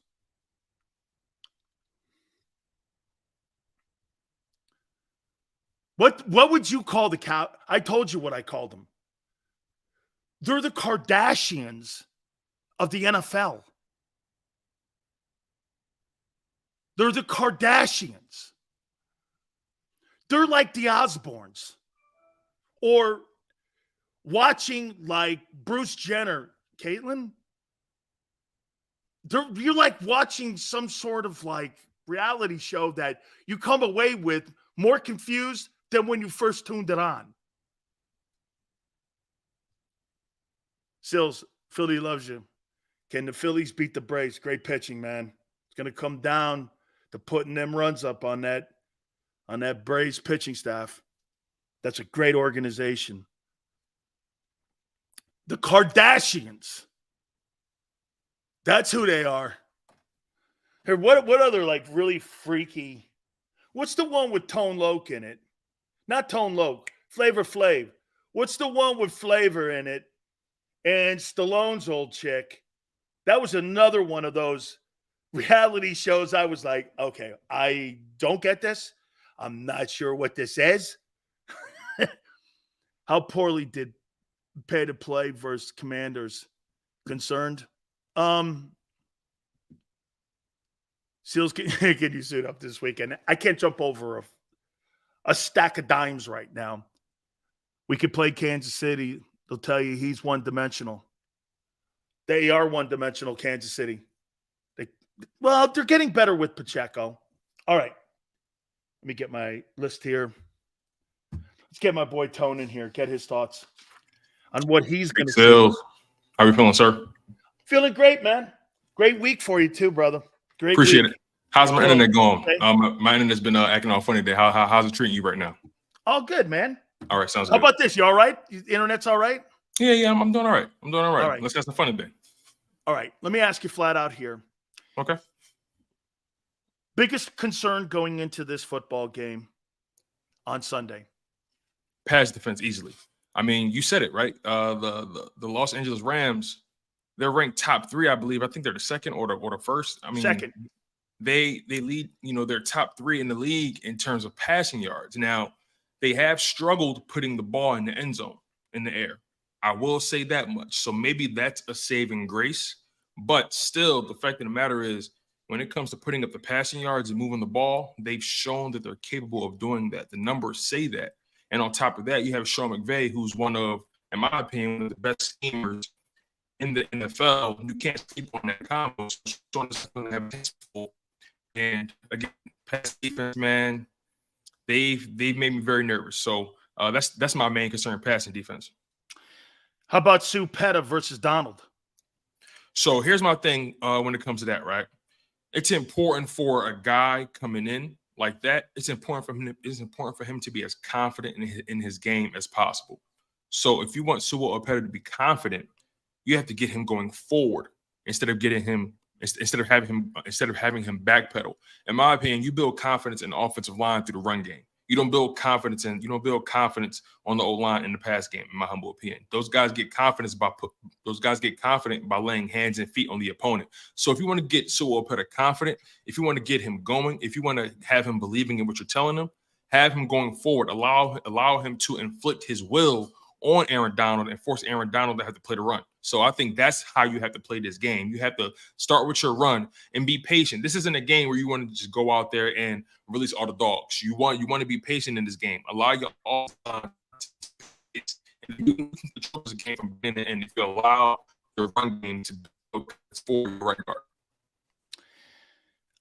I would say this to you too, Tone. I would go here with this. I would start the game out the same way that they started the New England Patriot game, where I would start on a 14-play drive. I would start the ball, and I would make the Rams have to beat me and making them be able to throw the ball. Because let me say this to you, man. There's no reason for Jalen Hurts to have to throw the ball in this game until the Rams could prove they could stop the run. And like you said, and I love that idea, that Petta getting confidence will be blocking him. Then you get block downs on Lane Johnson. I'd run the ball right at Aaron Donald, just like Arizona ran the ball at Micah Parsons. You see, personally, Tone, this is going to come off crazy. I personally don't think Aaron Donald is a physical football player. Really? I think he's a finesse player. You know why I say that? Here's who he is. He's playing on more defenses that have given up 5 yards a carry than any defensive tackle with over 100 sacks in pro football history. And if he's such a great dynamic player and he's such a player that can go both ways, I would look at it like this. Well, how come he don't play like Sapp? When Sapp was on that 2002 team, they played the shit out of the run. They pass rushed. They were exceptional. I absolutely, like I said yesterday, and I'll hold to it, I think Fletcher Cox has been more of a two-way player than Aaron Donald's ever been. Yeah, Fletcher Cox, he just does everything you need him to do. Aaron Donald, yeah, he doesn't play the run that well. He's undersized for the position in general, but you know what he does in the pass rush, you know, regardless, that's a guy you have to key in on. So I think it's important. It's important for the Eagles to get that running game started. But see, this is what separates the Eagles versus everyone else is that, okay, most teams, because get this, Aaron Donald is built for the perfect NFL of today. Because how many run attacks is he actually going to play? There's a reason why the Rams struggle against the 49ers every time they play them. And it's because they run the ball at them and they run the ball. How many do you think dominant running attacks the Rams and him are going to play in a year? 3? The rest of them are all going to be pass, one-dimensional quarterbacks who 5-step drop. He's got a free run to the quarterback. They're not going to be that much of a threat in running the ball. He's set up perfectly. But when you run into a team like Philly or you run into a team like San Francisco, that's when I think you can neutralize him. But that's my fear, right? My fear is that this team, or the coaches rather, my fear is that they're going to get too cute too early in this game, when in reality, they have the blueprint to beat this team. So I don't understand why I'm hearing people say they should start with the pass. That's asinine to me. I really think this team should really lead with the run and allow themselves to really inflict their will on the opponent. Let me add something to this, right? The Los Angeles Rams, they're 2-2 in the season. They have yet to win a game at home. So right now, they already have that working against them. On top of that, at home, they're giving up over 150 rushing yards. On the road, they're only giving up about 90, 95. You see that difference? It's not like it's 150 and 120 or it's mid-90 or 110. They're terrible for some reason at defending the run in their own stadium. You have to lean in on it. You have to put pressure on those guys. Yeah, and again, I think sometimes those just come with circumstances. But as you said, Tone, when it gets to a point where it's so dramatic like that, it's got to be something to do with the crowd noise in the building, that they're not hearing communication in the secondary back there, or they're not hearing either the slide to front. They're not hearing, because there's no question. I can't tell you how many times, Tone, that I have watched a game where the Rams call timeout because the crowd noise is too loud for them to communicate down the line of scrimmage defensively or even offensively. So I think they struggle at that place at home. And the Rams actually have struggled at home since they've actually moved into SoFi. Really? I never gave it much thought because we don't play the Rams like that. So that's right. I never bothered to even think about what's the Rams' personal record at home. But again, when you have a team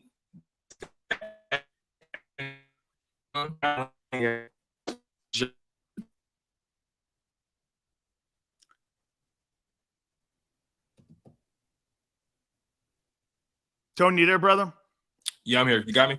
Yeah, I got you. You're going in and out a little bit. Let's do it. Let's not make it short today because my internet has been really acting up all day, man. So all right, let's just okay. Give me a final score here. My final score is Eagles 36-33. 36-33. That is our friend Tone.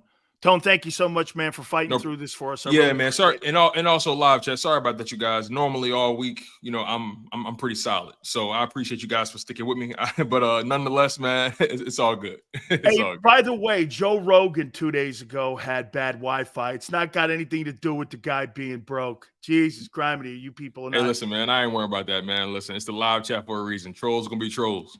Absolutely, Tone. Thank you, man. Appreciate it, my friend. Yes, sir. Absolutely. That's our good friend there. So we'll move on here. Well, I'll make this point, and look, run the ball. Aaron Donald, in my opinion, I think he's a finesse player. Why would you play to his strength by throwing the ball 38 times and getting down? I don't want to get this is going to, I don't want to get Dallas Goedert going in this game.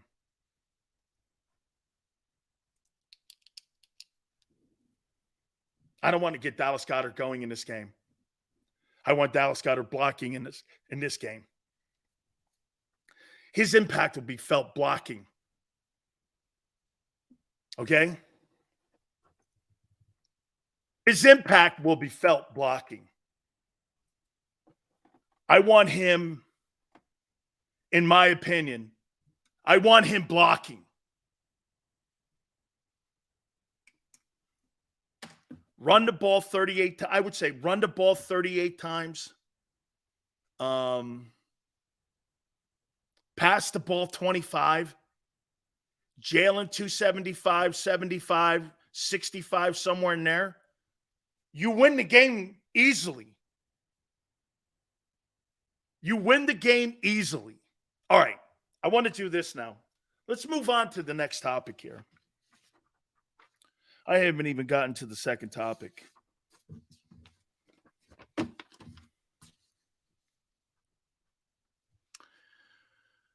Who has to have in this game on Sunday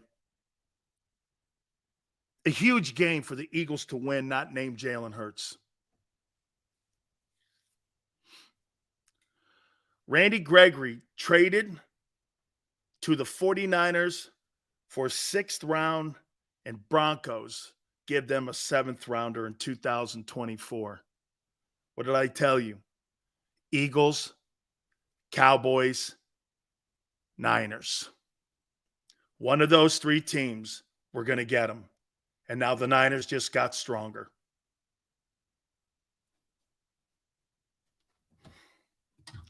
The Niners just got stronger. Tone, can you confirm that, please?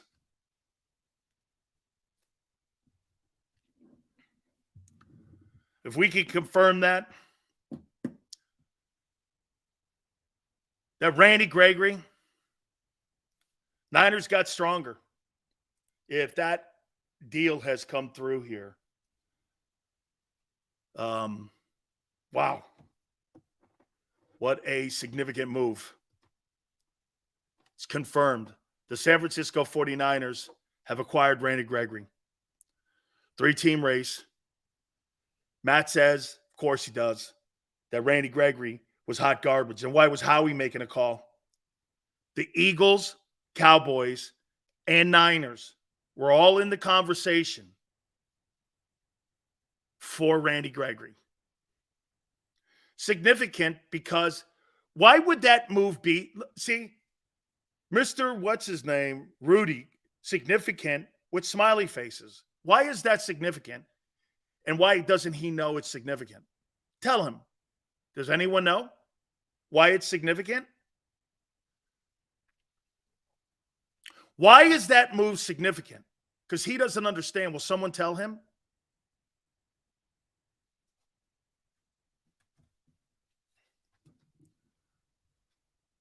Why is that significant? Dirty and depth or dose? Correct. You become stronger because there's more of you. You're stronger because, so let me get this right. If Josh Sweat goes down for you, who do you slug in there? Derek Barnett? They get to slug Randy Gregory in. Who has the upper hand then? And the replacement in the war of attrition. See, he doesn't understand that. You're protecting yourself from injuries and you're making sure you're strong everywhere. Nolan Smith, that's a crime too. So you think Nolan Smith is more of an upgrade than Randy Gregory? That's not true. Okay? That's not true. You don't have a player on your second team better than that guy, Randy Gregory. You do not. He's 30 years old. Oh, I see. So you guys now believe in Zach Cunningham and Nicholas Morrow, but you don't think a guy like Randy Gregory could go into San Francisco and help him. Again, stay in that river called the Nile. It's all good. Most of you in here don't understand football. Look, the NFL, as usual, is a different thing. It's money and depth that win Super Bowls too, along with talent. It's money, depth, coaching, all of that has to play completely. Best of luck to Randy. Best of luck. You better hope Sweat don't get hurt. Brandon Graham's kind of playing okay. You don't think he would have helped your edge rushers in Philly? Let me ask this one. Would Randy Gregory have helped Philly? Yes or no?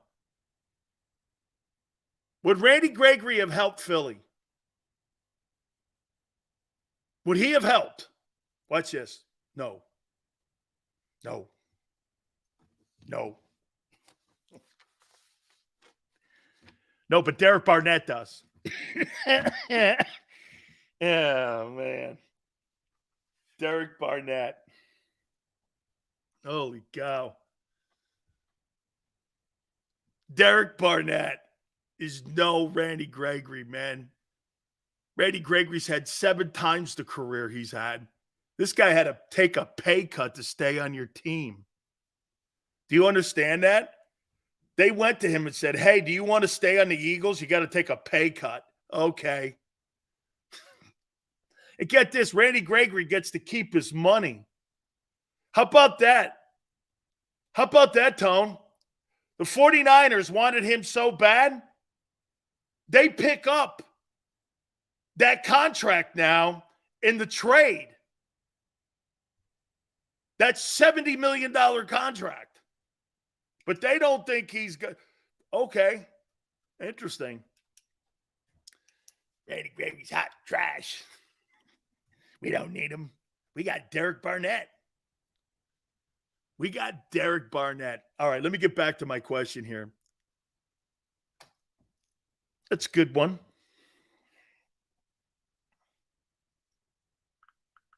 I like that question, Maniac.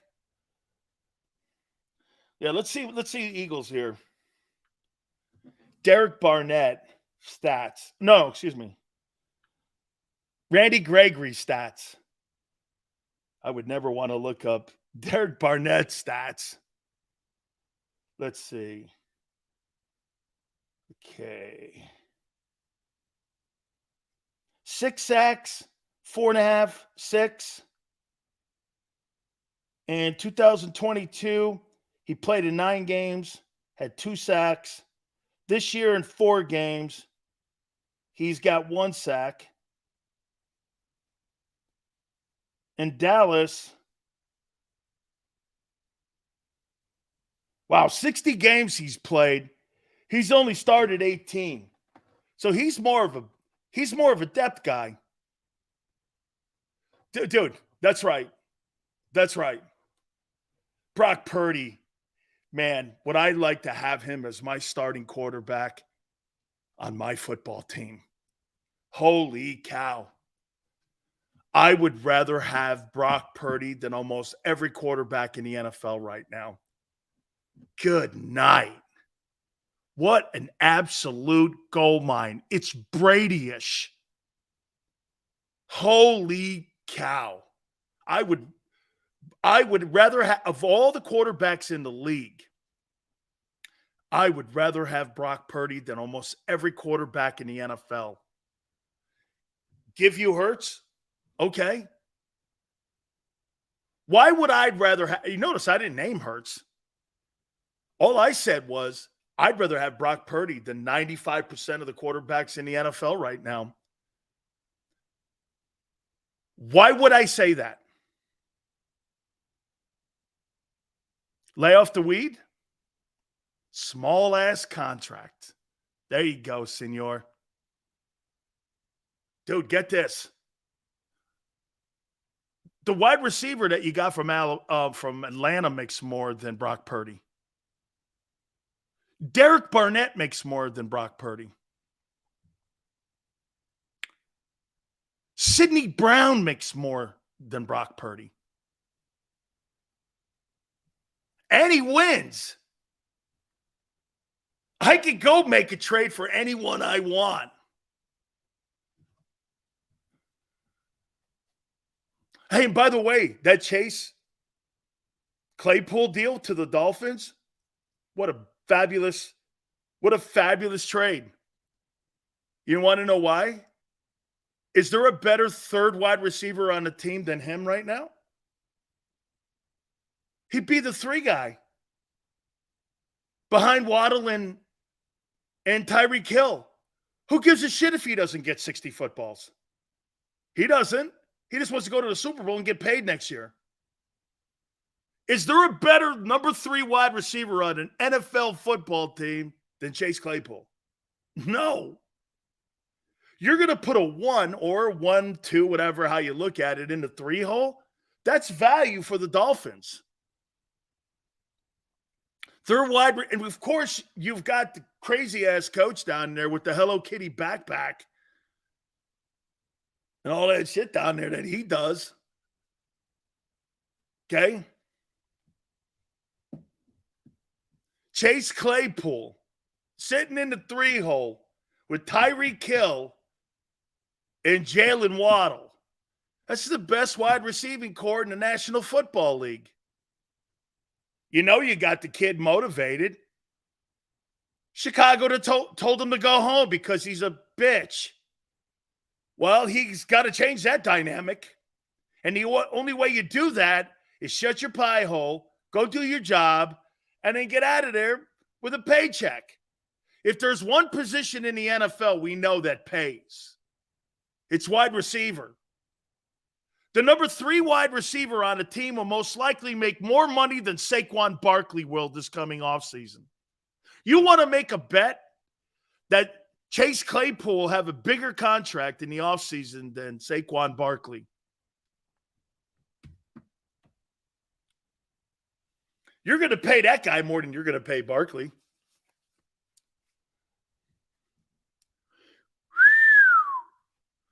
So who'd you guys come up with?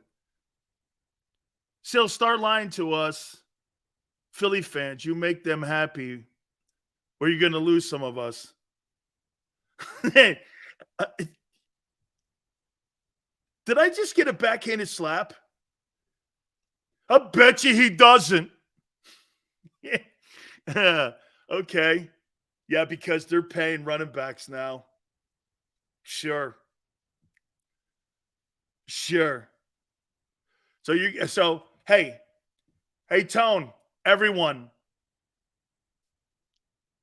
I told you he's sandbagging. Saquon Barkley sandbagging the Giants right now. He's pissed off this offseason, and he's taking it out. Oh, I'm hurt. Yeah, man. I got this crick in my wrist. It doesn't seem to go away. Yeah, I know you're healthy. No, I'm not feeling healthy. Yeah, I don't know. I don't blame him either. Oh, no, I don't blame him. I'm not going to work for a team like that right now. When you're Hey, do you guys remember when you guys say that I'm wrong on everything, right? Do you remember one of my bold predictions, Tone, that I said the New York Giants will bench Daniel Jones and go with, what they got up there, Tyrod Taylor?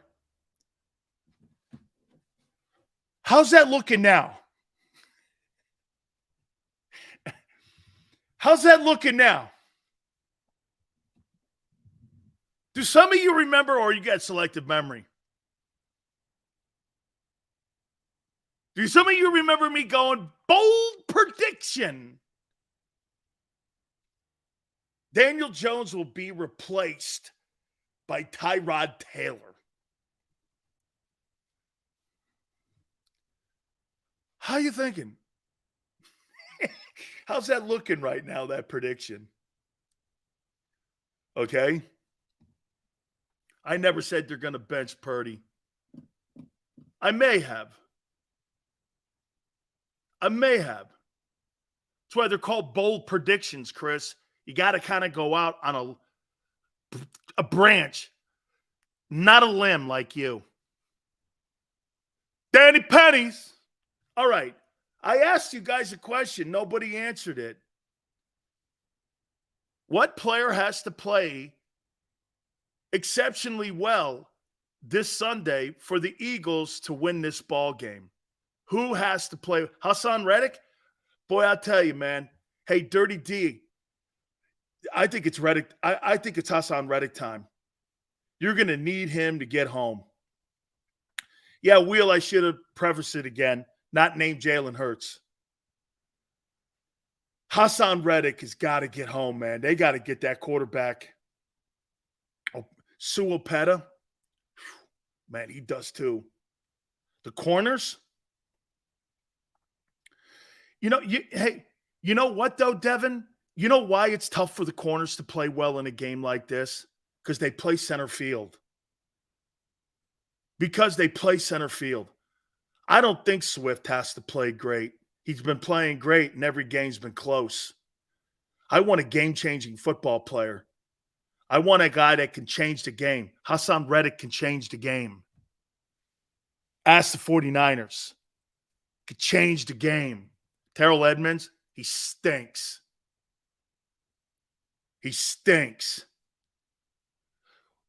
Hey, Turner must have played football. That is a really great observation. Turner, you must be watching their games a little bit. If you watch what the Rams wideouts do, they do the same shit that Andy Reid does in Kansas City. There is going to be a lot of homework, and I hope the Eagles secondary has had a lot of homework. Now, you got to remember this. Devontae will go off, okay? You got to remember this, though, Turner. Just one thing on those crossing routes. When you run crossing routes, you have to take a 7-step on them. You can't take 3-step and get out because you don't have time to engage when you're talking about crossing safeties and corners up and linebackers up. So that takes time. And if you're going to start crossing wideouts back in the secondary, that's going to give the front seven of the Eagles an opportunity to get home. And they will get home. You know, they're not doing it at the same rate that they did last year. Okay? They're not. They're not doing it at the same rate. But you know what they are doing? They are pressuring. Nobody can convince me that Vic Fangio's style of defense is good. Any quarterback that can get rid of the ball quick will look like a superstar. Dirty. Correct. This is why the Eagles, when you look at them against top flight quarterbacks, have big days. But do you know what? Look at the schedule of the Eagles. Look at the first 4 games. Vic Fangio's defense is perfect for the first 4 games. Why? Because you know somewhere in there, Kirk Cousins, Baker Mayfield, Mac Jones, and Sam Howell are going to make mistakes. You know that. Vic Fangio wants to keep you everything underneath, and he wants to make you drive the field. He wants to play you between the 20s, 20 to 20. He don't give a shit about anything 20 to 20. What he cares about is red zone, big plays. He doesn't want you to be effective in the red zone, and he doesn't want the plus 25 plays. That's Vic Fangio's style. Very little pressure. Hope you have a really good front four, and if you have a really good front four, then you can really implement it more. That's what he's doing in Miami. They're keeping – when they get Jalen Ramsey back, they're going to be better because it's the style of play. Jalen Ramsey's going to – when Jalen Ramsey gets a chance to play in that style, like Darius Slay, you're going to think he's the best cover corner in the league, when quite frankly, he's not. He'll be playing center field like Slay. There's no doubt the style of defense in Philadelphia saved Darius Slay's career. Because as a press corner, that's the reason he got dealt in Detroit. He can't press. He gets beat off the line of scrimmage. Physical wide, he can't stop Debo. He's a center fielder. Okay? But he turned that style of play into an all-pro. You asked me to do this. And he perfected it. There's no shame in that. I'm not, and he got paid doing it. He got paid. It's not on him. It's actually pretty good coaching and actually pretty good evaluating. Hey, it's not really great coaching because you know why? Whether it's Jonathan Gannon or Sean Desai, they're playing the same style.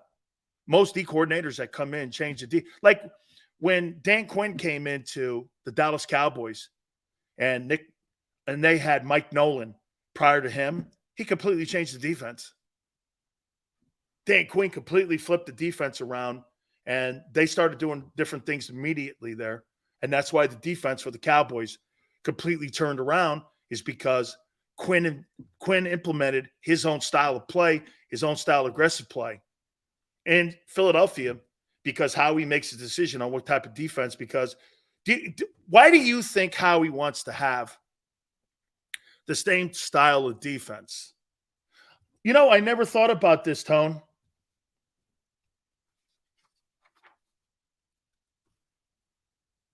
Before I say this,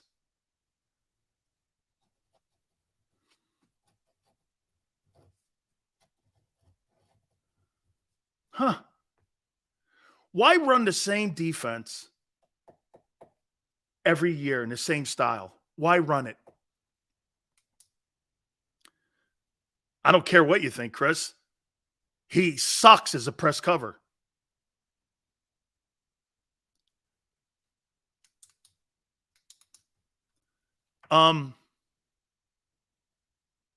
Nick is from the fan. How about this? Nick is from the Nick who? Nick Sirianni's an offensive coach. He's more in line with Frank Reich and Mike McCoy and them dudes. Vic Fangio? What's Nick Sirianni have to do with Vic Fangio? Jonathan Gannon is the head coach for Arizona, turning the day and defensive coordinator for the Eagles at night, double duty. How about this? I think one of the reasons why they run the same style of defense, no matter who the coordinator is, I think it's easier to evaluate talent for Howie on what type of player to put back there and what they're looking for. If you're constantly changing out styles of defense, it makes your personnel department a lot tougher of a room to try to find a guy that has a different style, whether it's 43, 34, press cover corners, safety corners, playing zone corners. I think it helps have fewer misses in free agency and in the draft, it's to their advantage. It's pretty smart. It actually is. That the front office would want the same style of defense because after a while, you're looking for the type of player that fits that deal. And if you're here, get this. If they would have changed the defense, let's just go like this. Say they go Mike McCoy and they would have brought Mike McCoy in, okay? They don't have the personnel to play Mike McCoy's style of defense. You'd have to reinvent that whole thing. And Howie doesn't want to give control to his position coaches. He never will, ever again. Or his head coach. So that's why that dynamic would never work. You're never going to hire an experienced head coach ever again in Philadelphia. Or, an assistant coach. That'll never happen. Because they lose control. That's why they're going to hire younger guys, in-house guys. And that's why they do that. Because the established coaches want to run their own style. And that doesn't necessarily fit the personnel department. It's a philosophy, like I told you when we started the show, between Los Angeles Rams and the Eagles. Okay, Sills, you go into 4 hours, gave me another hour of you torturing the delusional fans. I laugh more. Yeah. Delusional is okay. Delusional is okay. We're going to look at that Cowboy 49er game. How many people, before we take the timeout, how many people believe that Dallas has a shot? How many people believe Dallas has a shot in this game? By the way, Fletcher is out. Man. I think Dallas can win.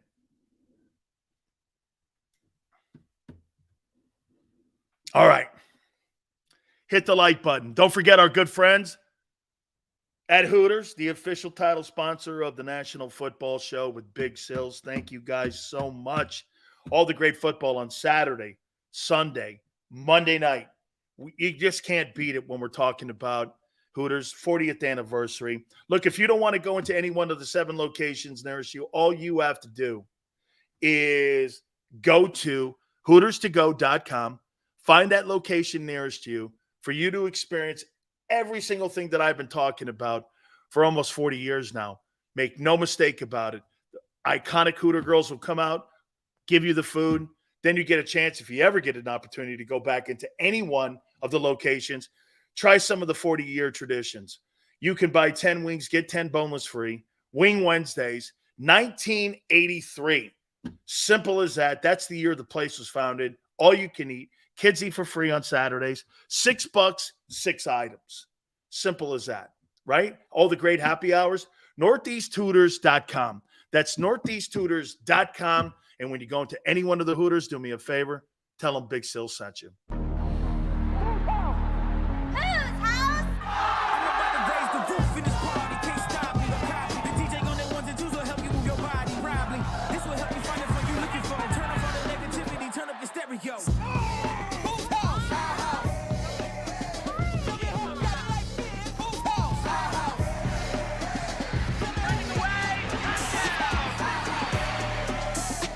Football and Hooters, the perfect pair.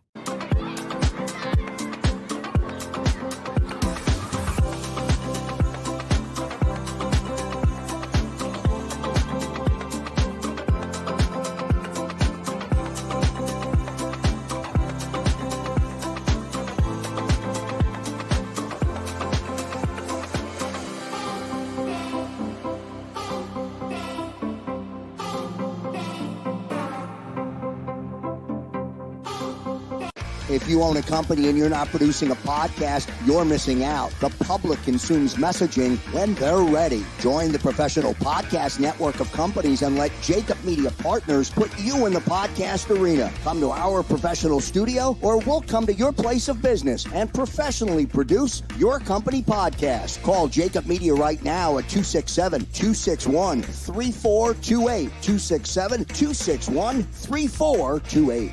Heading down the shore, have a ball once more. Here, imaginations run wild and time stands still. Because here, you can find the best of the Jersey Shore, all on one 5-mile island. So leave the old you behind and get lost in the woods. Wild, wild, wild wood days.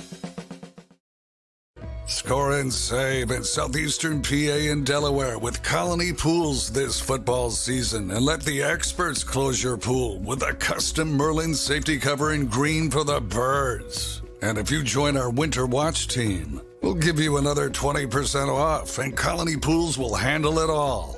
Keep your tiles on your pool, not in your pool. Fly with Colony right now, Birds fans. Visit flywithcolony.com.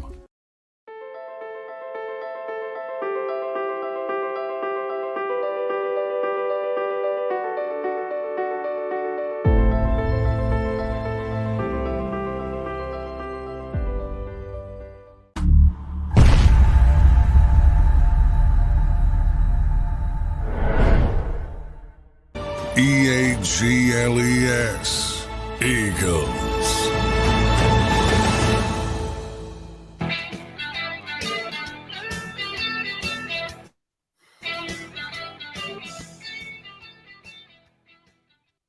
I tell you flat out, the New York Giants don't need a new head football coach or maybe even a new quarterback. I mean, Joe Schoen, the general manager, they need a new GM. They need a new general manager. They need to get a guy in there who knows what he's doing. That guy's terrible. The decision-making that he's making for that organization, he sucks, man. You don't pick up the fifth-year option. You get hijacked into half into play Daniel Jones $40 million. You shit all over Saquon Barkley. You hire a tight end you don't use. You draft 5 offensive linemen that none of them have ever panned out. Maybe one of them have. And you're just making decisions all over the place. And what you've done is you rushed once again to the coaching front line because your guy won coach of the year. And all of a sudden, everyone's looking at Brian Daboll now like, what's wrong? What's wrong is you jumped the gun by calling him a great coach. Great coach 1 year. He had a really good year coaching last year. That doesn't make a career. Giants need a new O-line. Okay, I mean, coach, they need a new O-line? Well, that's personnel decisions. It's not just head coaching decisions. You don't really believe that Brian Daboll's got complete control of the personnel in New York. I don't, because the Maras and the Tisches don't run the Giants like that. They've never run it like that. So the guy's the coach of the year. What's that got him? Heat in New York. Heat in New York. Congratulations to you, kid. Can I tell you what I look at Brian Daboll as? I don't know. Sills, you think Brian Daboll's a good coach? I think he's a good play caller. No. I asked you if you thought he was a good coach. I don't know. He got to the playoffs last year. So what? The division was plain fool's gold. The only team that was in the NFC East last year that was a true contender for the Super Bowl was the Super Bowl runner-up. The rest of them, one team got beaten in the wild card, and the other teams played shitty schedules.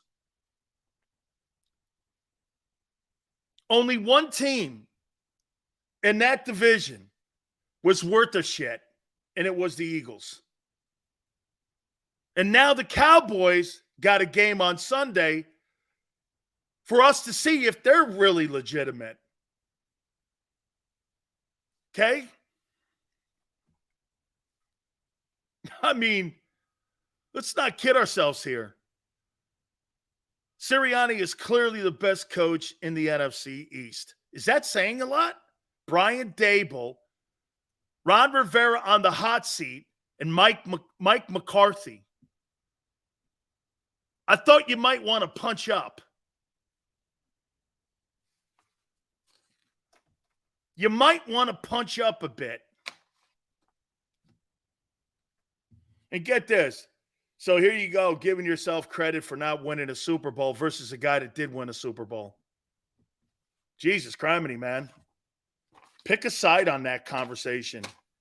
Either the Super Bowl matters or it doesn't.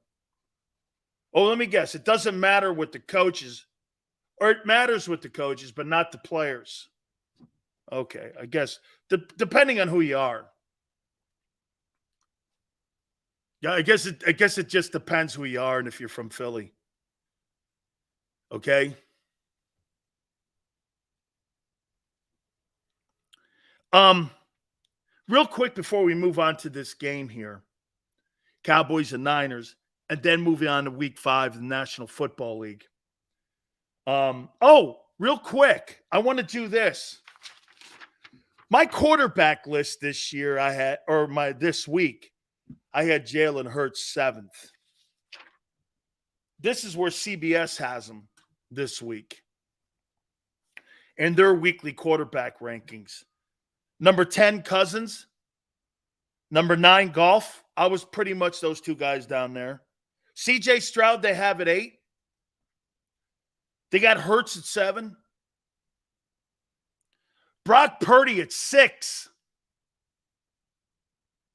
Lamar Jackson, 5. Justin Herbert, 4. Wait a minute. Don't the Eagles have a better record than every one of these guys? But Brock Purdy? I thought 4-0 mattered. Justin Herbert's 4th. Josh Allen's 3rd. Tua's 2. Mahomes is 1. I thought 4-0 mattered. I thought 4-0 mattered. CBSSports.com. Their weekly quarterback rankings. Same thing we do. I had Hurts right around there, 7. But Justin Herbert,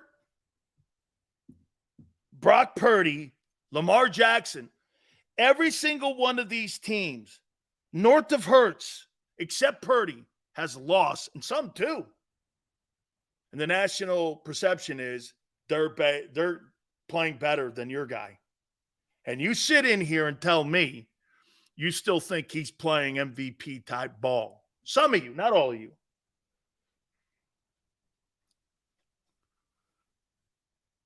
Dude, I get CBS leans towards the AFC on television, but in a website, you're trying to lean towards views and clicks.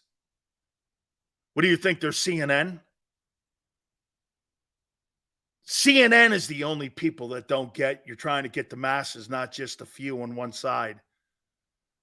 That's why the Home Depot or the Home Shopping Network outviews them and out ratings them. And the Bravo channel even has higher ratings. You're trying to get them all in.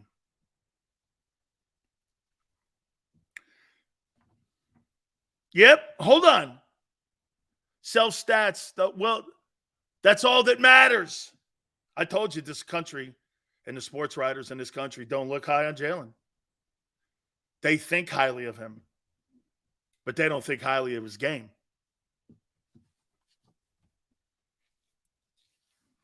They'll say the right things nationally, but when it comes to talking about the guys you pick to build your team, he's never going to be in line for that. I'm not saying that they are. Really, you got Justin Herbert ahead of Jalen Hurts. I mean, he's 1-0. He's absolutely 1-0. But he plays in LA, throws for a lot of yards. He puts on a show every game he plays in. And your guy runs around. Well, I don't know what it is. It's kind of like the Woody Hayes offense. I'm not hating on him. CBS is hating on him. I'm not hating on him.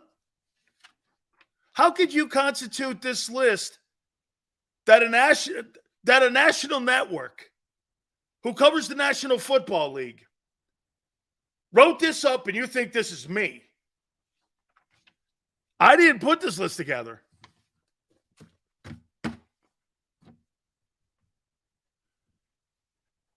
It's not my list. Niner all day goes, Sills, you put the Eagles with the Niners as the baddest dudes on the block, but I think the Niners are a tier above. Niner, you sound like, you're a contender for a heavyweight championship belt, and you're trying to convince the champion that you're the champion, knowing full well the champion has the title belt around his waist. That's all good, and I understand it. You want to feel that way. You got to think that way. But until you take the belt off the champ, you're not the champ, dude. You just think. The Eagles have the heavyweight or the NFC championship belt around their waist. Until you dethrone them, I don't care how you think you look, who you think you are, and I do think you're great. And I think everything you're saying is right. But the Eagles own the NFC championship belt. Until you take that belt off them, it's the only way to look at this. You can't compare a game. Like, I knew people probably thought that I was going to come out here and go, oh my God, the shitty Bears beat the Commanders. That win against the Commanders sucks. Absolutely not.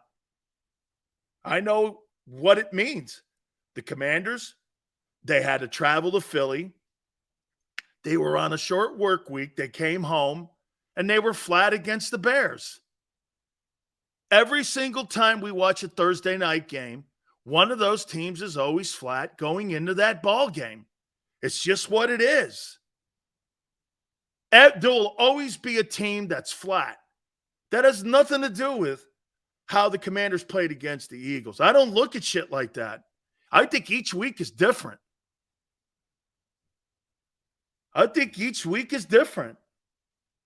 Injuries play a factor. Sue goes, traveling to Philly, it's right there. That's Sue. If you're sleeping in someone else's bed, you got to get on an airplane and you got to go somewhere and you've got to do things out of your normal routine. It doesn't matter. It's a short work week. You don't get the same practice time that you get on a Sunday game as you do on a Thursday game. Do you see that? Friday, Saturday, you basically get an additional 3 days off after that game. Shit. To rest up. And prior to that, you get 1 day of practice. So you fly home Sunday. You wake up. Instead of having a half a day on Monday and Players' Day off Tuesday, you've got to go right back to work on Monday. You have to have a full contact practice on Tuesday. Wednesday, you travel. Thursday, you play. Normal work week, you play home against the whomever. Eagles have a half day Monday. Tuesday's Players' Day off. They're back on Wednesday. It's a full contact day because you got to get all your installments in. Thursdays, helmets and shorts. Fridays, you usually travel depending on if you have to go to the West Coast or not. Saturdays, probably you're going to travel early in the morning, go to the stadium, get to the hotel, go to the ballroom, work on some walkthrough plays, show up at the stadium and play. That's the routine you go through. It's the routine.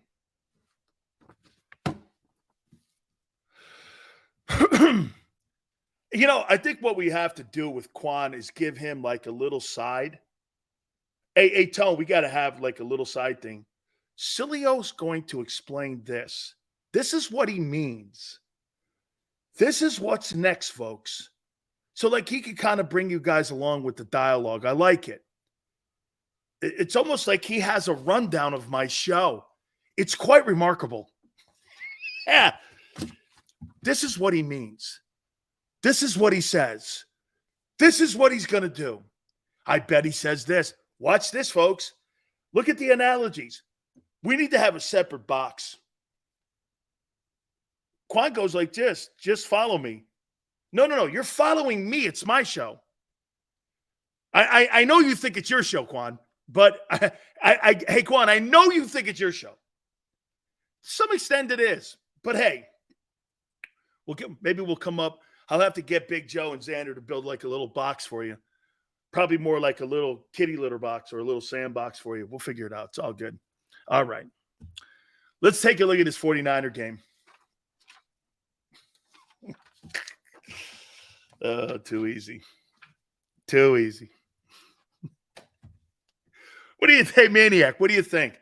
Maybe we give Quan a rainbow sandbox, painted rainbow colors. He'd probably dig that, right? Because I don't think we could do green, white, and red because there's not a chance in hell that guy's a Paisan. So I would probably think maybe like purple, yellow. What else is that color? Aqua. We'll put a little aqua in it. What do you think, Tone? Little aqua, yellow, pink. Got to have pink for Quan. Little off red. There you go. I like that. Make a Camel. We'll do the we'll do Quan sandbox like that right there. That looks good. All right. And then you get the jump rope. Right, Quan? I bet you're really great at jumping rope. I bet you anything, man. I got to say, hey, man, Quan's probably really great at jumping rope or double dutch. Got to be. Anybody who has that kind of commentary, has to be a guy who does like he like plays hopscotch and shit like that. I don't know. All right, here we go. How do people see this Cowboy 49er game playing out?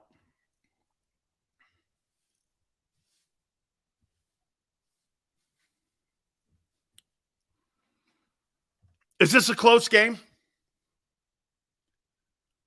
Do you think this is a close game?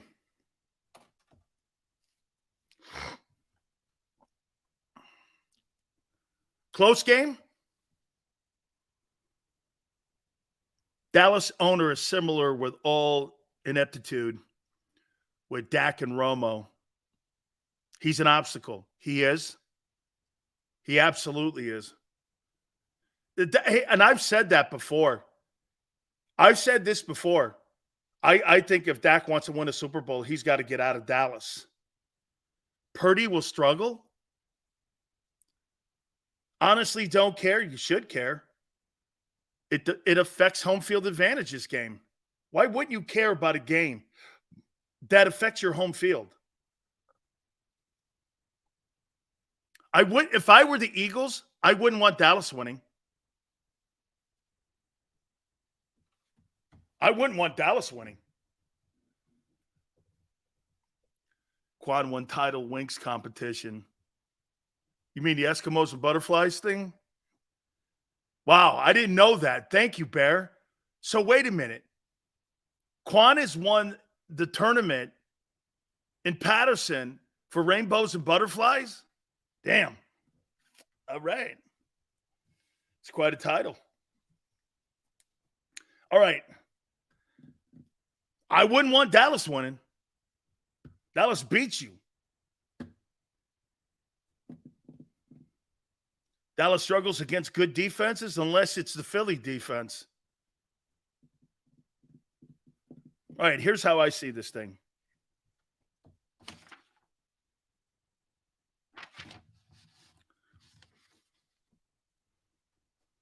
Here's the trends for the first month. Cowboys. They do bounce back from that ass kicking they took at the hands of the Cardinals, and I'm sorry, Cowboy fans, but that'll be an asterisk for the entire season that you got ran over by a completely lesser football team. Okay?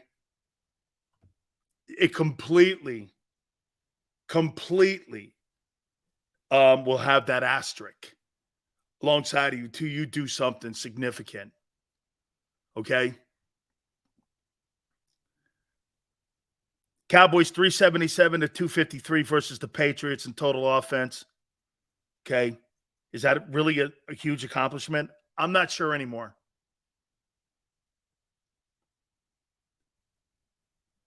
The Cowboys are 14th in passing at 218.8. And Dallas is 7th in rushing. I didn't realize that Dallas was running the ball for 141 yards a game. It's pretty good. Okay? And here's something else. Dallas is 4th in scoring. Okay? At 31 points a game. Listen to these trends by the 49ers. Tone, I didn't realize this and how good this 49er team is and how well they've been playing. The 49ers are 9th in passing, 245 per game. They're 3rd in rushing at 153. I mean, you talk about a balanced football team right now. There is not a more balanced football team in National Football League offensively than the San Francisco 49ers. The 49ers are the most balanced football team for the first month of the season, and that's what their trends are showing. They are dominant in ways to beat you. They could beat you through the air, and they could beat you running the football. I mean, and they're 3rd in scoring. So they're putting the ball in the end zone, and you want to hear something even better? They're great in the red zone. I mean, there's nothing they're not doing. Their defensive football team has been absolutely playing lights out. They are, right now, the first month, the best football team in the league. Now, again, you got to beat the Eagles to officially take the title. But as of right now, there's not a football team in the NFL playing better. Not a football team. You have not played better than the San Francisco 49ers. It's not true. And anywhere and anyhow, your quarterback, your defense, your offense, nowhere are you playing better than them. Rush defense, okay. They're right up there.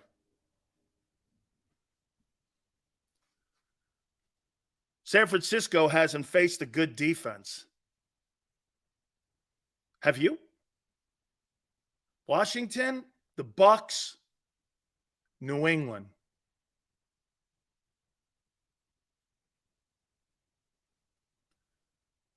Pittsburgh, TJ Watt.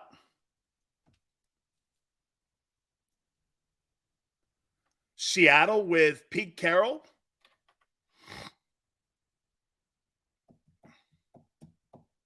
That's the Rams.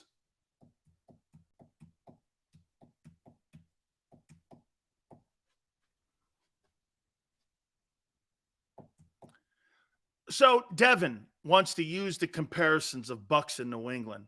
Okay, Washington got the shit kicked out of them, Devin, by the Bears.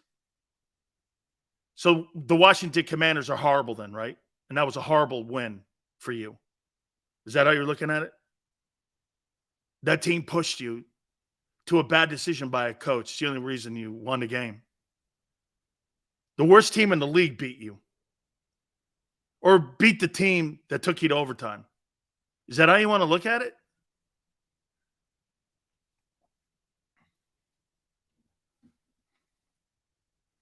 Okay.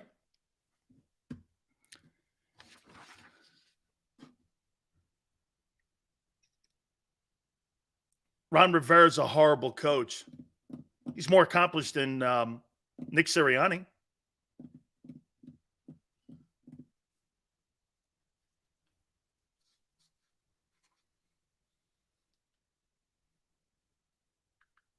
Do you think Nick Sirianni's more accomplished than Ron Rivera?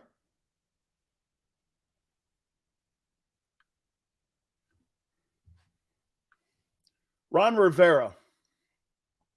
According to Wikipedia, Do you really think he's more? Let's see.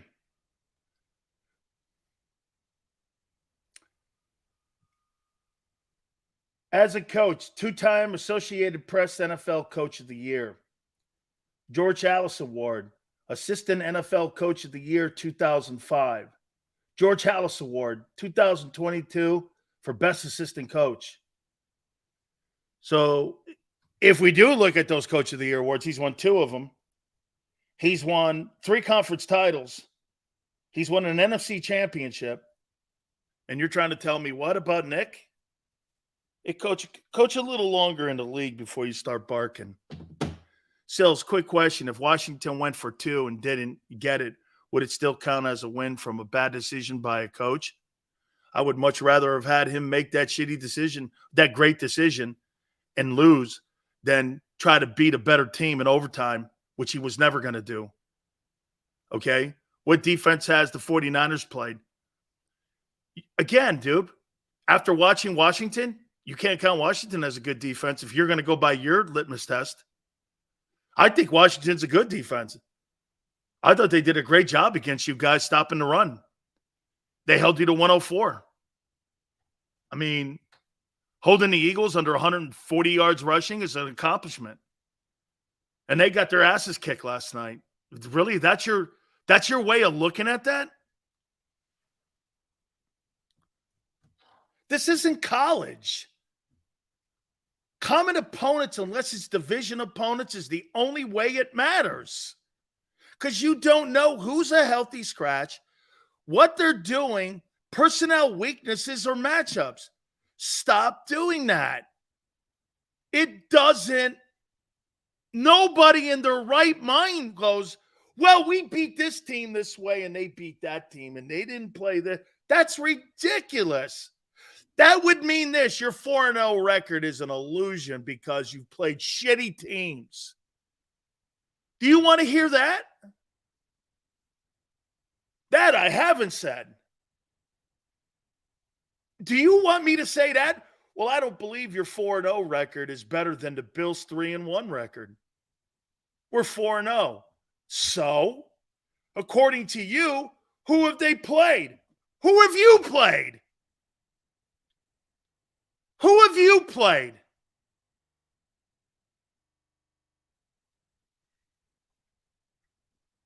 Who have you played? Sills, answer the question. You answer what question? I did. Tampa Bay's a good team.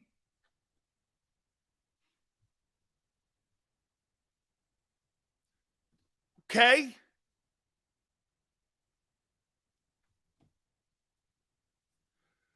Look at Riley. Bills look bad against division rival. Also, only difference, you look shitty against the Commanders. And by the way, the Jets have one of the best defenses in the league. That'll be a factor.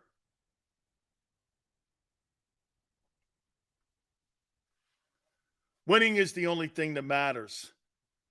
Unless you're in Philly where 4-0 matters more to you than winning a championship or 21-1. It's totally who summer you are. You exhibit that every day. You are so 21-1 and 4-0. One day you'll grow up and you get to sit at the big table with a champion shirt on. I'll let you know. And by the way, 21-1 has nothing to do with 2017. 0. Because you got little kiddies running your team now. You don't have adults. You have coaches running that 17 team. 21-1, Steve.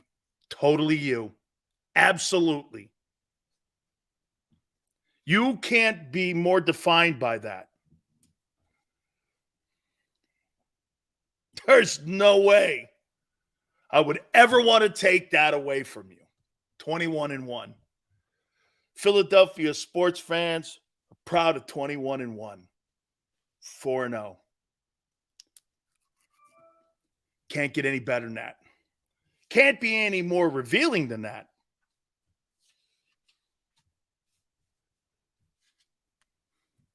Can't be any more revealing. Keep putting it up there. I love it. Just shows me who some of you are and who some of you aren't.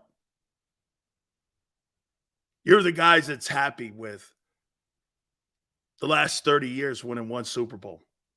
It's okay. Understood. Like Cody.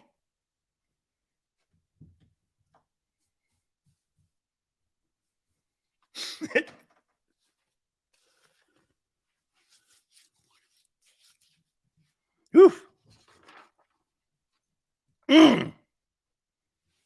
All right. Let's take a look at week 5.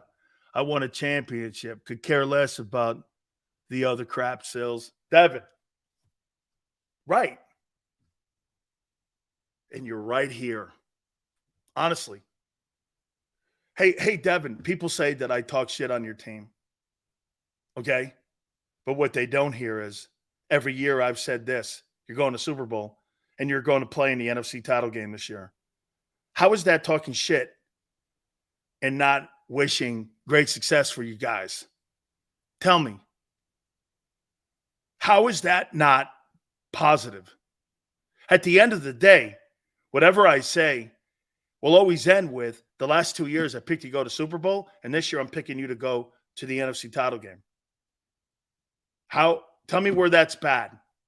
Because I don't think you're going to get back to a Super Bowl. I don't think Kansas City is. We were one of 31 losers in 2022. That's the only way to look at it. Because you're striving for perfection. Knowing full well, Bear, you're not going to get there. So right now, the Eagles are learning to live with greatness. 21-1 is driving for perfection. Okay? It's driving for perfection. Can I tell you, if you guys were 21-1, how about this one, guys? If you were 21-1 and had a Super Bowl title, you would be compared to the Dolphins 70s team, the Patriots, some of that run with the Patriots. You would be compared to some of the Steeler runs, and I'm talking the Noel runs, those Cowboy runs, maybe even that Bronco back-to-back. But 21-1 with a consolation prize, I don't know what to tell you. You can keep looking at it through a different kaleidoscope or a different lens. That's fine. But at the end of the day, when someone tells me 21-1, I think it's a joke. Because pretty soon you're not going to be in a position to consistently contend for a Super Bowl. Because it doesn't last long. These windows, and by the way, that's a league. The league hampers you from being consistent. They don't want you to be consistent. That's why they like parity. They like the bottom dwellers to rise up. Unlike the rest of the sports, NBA doesn't give a shit about Orlando. You think they care about the Magic? Don't give a shit about the Magic or the Nets. You know who they care about in the NFL? They care about Arizona not going anywhere. One, they host Super Bowls there, and they want the team to be competitive. The NFL is more worried about the bottom half of their league than the top. Why? The draft is set up for the worst team. Free agency set up for the worst team. When you get cut in players, it's set up for the worst team. So that the worst teams get first opportunities and first digs. It's not set up like that in the NBA. Once you're a free agent, you can go anywhere you want. In the NFL, you got to clear waivers. There's a salary cap involved. They want the worst teams to get better.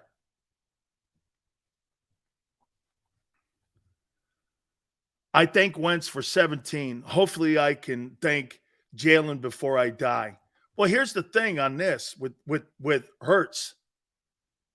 It's taking you, okay, the Super Bowl era is 66. So you have one Super Bowl in 50-plus years and one championship since 1960. And you think this next couple years here, you're going to win a Super Bowl. When it's taking you 7 decades to win another title. Okay. Well, that's where we are here. That's why we talk the way we do. Because you're not going to do that with the 27th ranked defense in passing in a game today where the league is set up just for passing. And I love how people go from here and they go over to my Twitter page at Dan Sileo Show. So they added Aaron Donald and they added Brian Baldinger, who you know my friend is. And they think what I said about Aaron Donald not being a physical ball player is just me barking at him. Well, how can you be on more teams that gave up 5 yards a carry in one of the worst rush defenses in the history of the National Football League and call yourself physical? And when you run at him, that's how New England beat him. Go back in the Super Bowl and tell me what kind of factor he was in the Super Bowl against New England when they beat them 14-3. Go back and look and see if he had a sack in that game. Go see if he was a factor. They ran the football right down his throat. Can I tell you what New England did? I don't think many of you people don't realize this. You know what New England did after you guys beat them up physically and they had to wave the white flag? They took a game plan out of your game plan on beating people up front, defensively and offensively, and stopped one of the most highest scoring football teams in the history of the league that year with that Sean McVay offense. And they shut them down to 3 points. That's not Tom Brady. I don't even think Tom Brady had a great game in that game. It was Belichick, all Belichick in that ball game. That was all Belichick. But we got a guy in here trying to tell me Brian Johnson beat Belichick. Really? Okay. You're right. He's better. You're right. What did Brady do in that game that gave the notion that you thought Tom Brady was the saving grace of that Super Bowl? What did he do? How many yards did he throw for in that Super Bowl? 218? Was it that even? I don't remember. It was a really shitty number that he threw for in that game. I mean, come on, man. That was a Belichick Super Bowl. And then what was that, 5 years ago, 6 years ago? We're not talking about decades ago. We're talking just a few. You hold one of the best offenses to 3 points. Ancient history? Ancient history. So is 17. So is last year. That's ancient history. You guys are looking at your football team this year going off of last year, and that's all I hear about is we did, well, so far your team don't look like the team of a year ago. Your team's not better right now.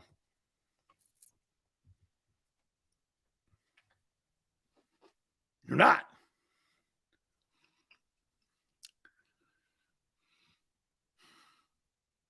"21-1, my favorite. Oh God, I gotta get a shirt made of that. Okay. Seals, talk to me about the new corner we got. That didn't make us better. It's a depth move. Totally couldn't. Totally good, man. You're older at the corners now. You're older at the corners. Let's see if Slay can hold up. Let's see if he can. Okay? All right, let's take a look at some of these games here that are going to be going on this weekend. Jacksonville, Buffalo. Who do you like in this one? Buffalo at home. Who do you like? Let me put a score here. Man, Jacksonville needs this game badly, too. They have been so up and down offensively, even defensively. Buffalo's playing the best football next to San Francisco in the NFL right now. They're just playing good, and they're at home. And I got to go Bills, 28-20. 28-20 Buffalo. Baltimore at Pittsburgh. Pittsburgh is in a reel right now, and Kenny Pick. Steelers are going to need a quarterback. Steelers are going to need a quarterback. I'm going to say Baltimore 27-14.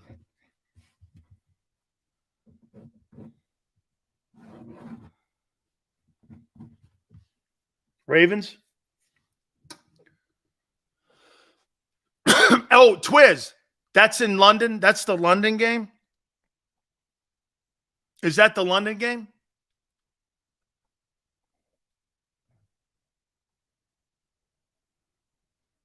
(28-20), 28-21. I'll tick it up. Carolina at Detroit. Detroit gets an opportunity to go 4-1 on the season. I think they take care of Carolina, and I think they put up big points. I think they put up 33 points, and I think they beat them 33-20. That Carolina offensive line is atrocious. I think that thing is terrible. Houston at Atlanta. Hey, am I right when I right when I say this? That is Houston 2-2? London game always feels like a toss. Yeah, man. You got maybe you bring it back to 3. Maybe you go 28, 24, 25, something in there. It's always a weird game. It's so hard to play overseas. I've done it a few times. Very hard to play overseas. Hey, are they 2-2, the Texans? And can they go to 3-2 if they go to Atlanta and win this game? DeMeco Ryans could go 3-2 with CJ Stroud, or have they only lost one game? So they could be in first place by Monday? So wait a minute. DeMeco Ryans and CJ Stroud and Will Anderson could be in first place by Monday? What a job. 27-20. Houston 3-2. And you're looking at a hell of a job going on down there. Man, because I do not think that guy's got good talent or good ownership. Texans are on a 2-game win streak. Shit, when's the last time the Texans had a 2-game win streak? 4 years ago? Good for you, man. New Orleans at New England. This is interesting. If New Orleans beats New England and New England falls to 1-5, do you think Bob Kraft would force Belichick out at the end of the year? Your season's over. And the only reason that Bill is staying in is because you know why? He wants that all-time leading win number because Shula hated him and called him Belichick. And this is kind of like to wipe all of his records away. It's kind of like a vendetta that he has. But will Bob Kraft, think of this, will Bob Kraft, for Bella, does he owe, how about this one here? Tone, think of this one to everyone. Does Bob Kraft owe Bill Belichick at the expense of winning, and I mean what we talk about, championships, 21-1, 4-0. At the expense of that, does Kraft owe him the chance to pass Shula? Does he owe him? If I was an owner and you increased my value and you brought me all the winning and all the success and all the riches and everything, do you think that he'll allow him? Hey, get this. Let's do this here because this is not an easy set. This is not an easy question here. What is the all-time winningest coaching record regular season list? Okay. So 328 regular season wins. Belichick's at 299. You're talking nearly 30 games away, which means probably what? How many wins does he have now? 1? Let's say he wins 4 or 5. Let's go 5 this year. Say he wins 5. Okay? Say he wins 5. 5 this year. I'll give him 9 next year. I'll give him another 9 after that. That's 20. We're talking 5 years away. Are you going to give Belichick 5 more years of losing seasons or 4 years of losing football to break that record at 328? Would you do it because you felt you owed him? Like, no one looks at Don Shula and says, does anybody think Don Shula's resume was hurt because he didn't have a lot of winning? He didn't have a lot of winning at the end. He didn't win a lot of games. Even Tom Landry lost a shitload of games. Yeah, you could turn it around in 5 years. At 72? Belichick's 70 now? I don't think he's as old as Pete. I think Belichick's 70. So 70 years old, you're going to have him coach until 5 more years, until he's 75. Holy cow, what are we doing here? Having a guy run the New England Patriots like we have our 2 presidential candidates? Seriously, I mean, both those presidential candidates should be in nursing homes. And we're going to do the same thing for our head coach in New England?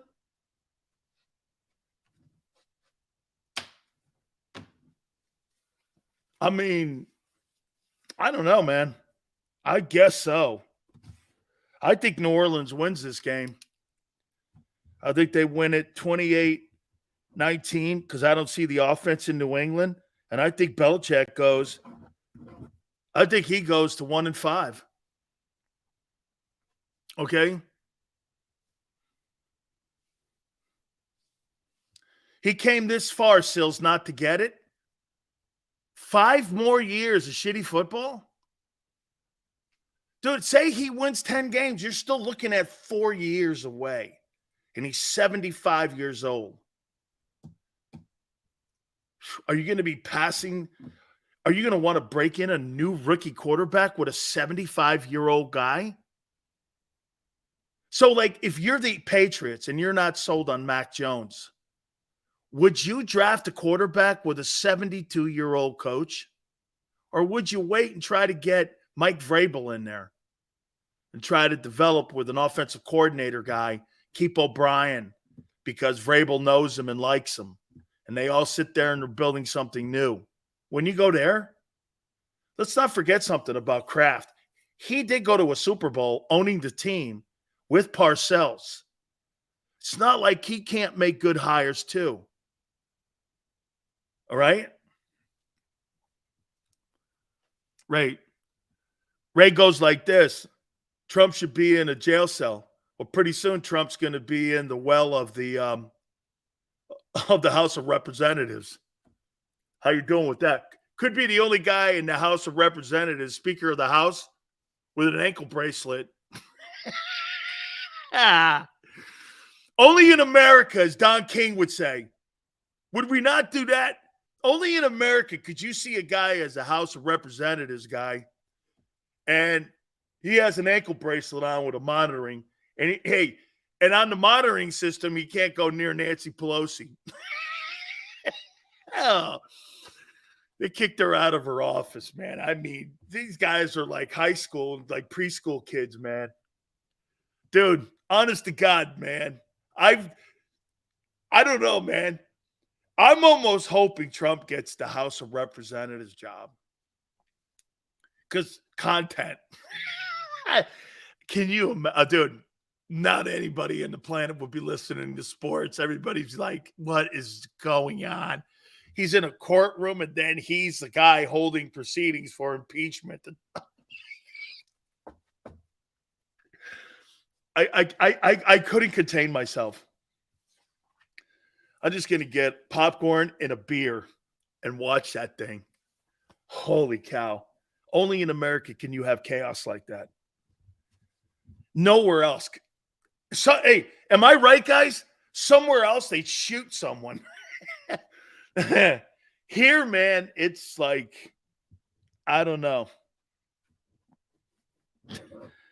Only in America could you nominate Donald Trump for House Representatives.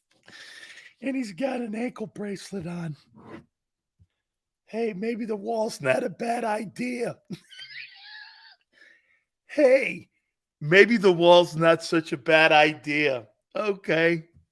Anyway, where was I? Good night. Okay. New York Giants, Miami. Does Miami right the ship?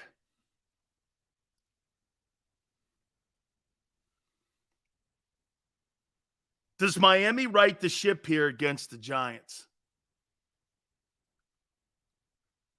Huh? Does Miami right the ship?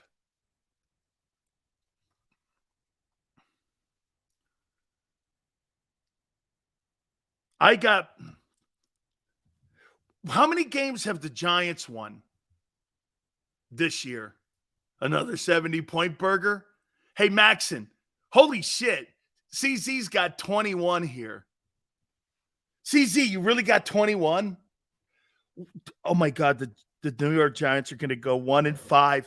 One of my bold predictions, hey, Tone, if they go 1-5 and they get crushed, say, 50-10, will they pull Daniel Jones and put Tyrod Taylor in? Or will they ride it out with Daniel Dimey Jones? What a colossal disaster. You gave that guy $180 million. 90 guaranteed. I mean, oh my God. Honest to God, Jesse James used a Colt revolver 45 to rob banks. Okay? This guy used 4 games, and one of them was versus Kirk Cousins against Minnesota.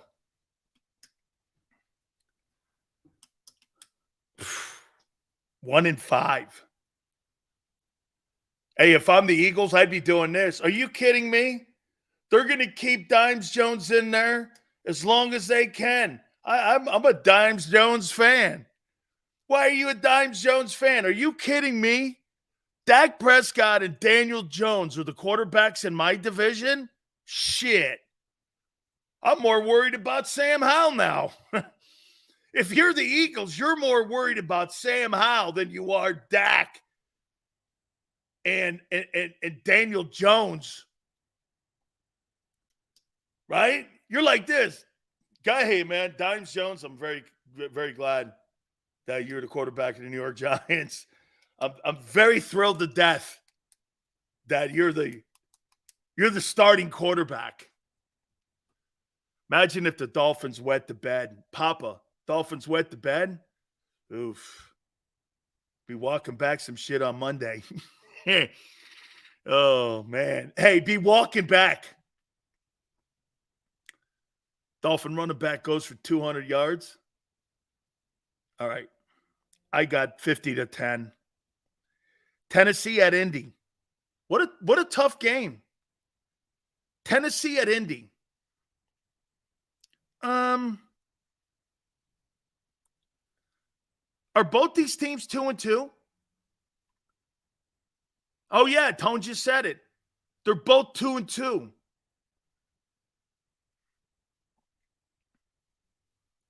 Is Anthony Richardson playing? Can you imagine if Shane Steichen wins a division title for Jim Irsay?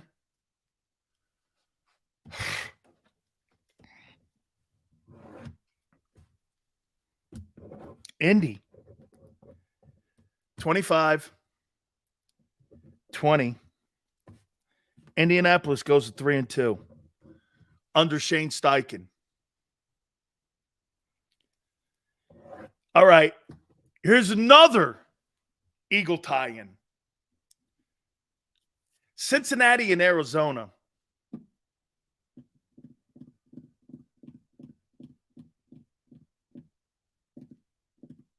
I got to go Burrow. 27-19. I got to go Burrow.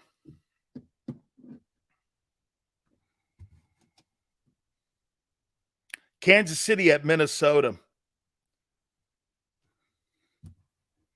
Holy cow, man. Taylor Swift has got to go to Minnesota now. She's at Minnesota up there in Minneapolis.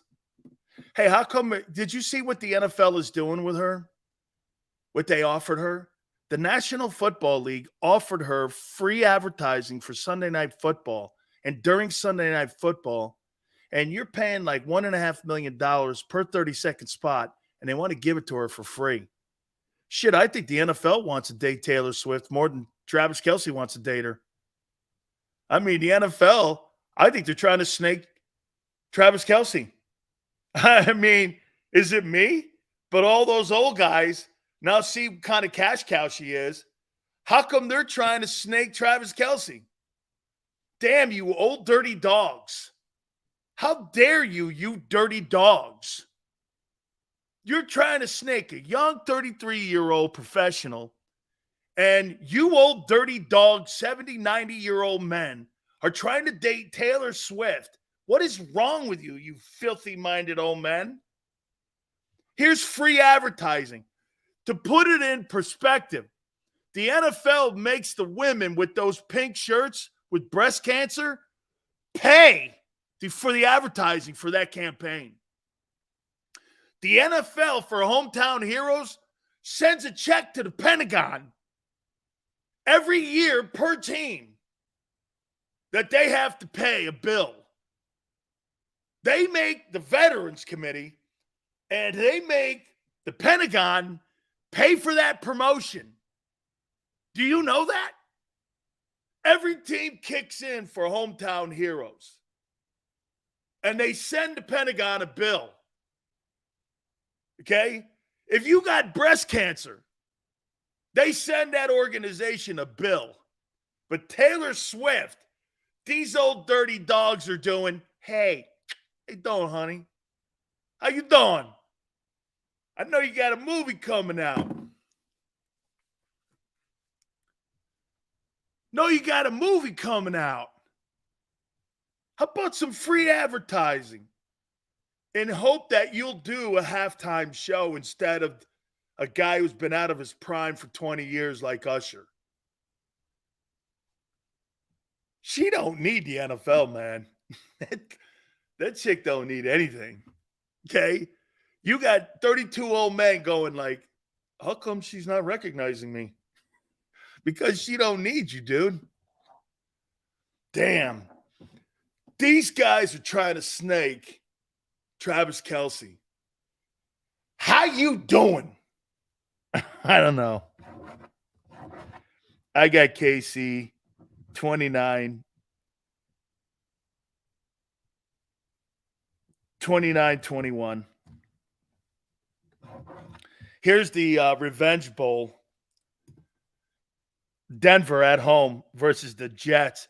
Nathaniel Hackett goes back to Denver for the first time.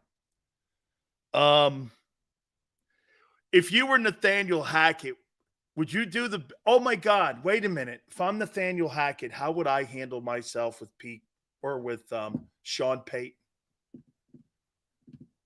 Oh, I know what I'll do.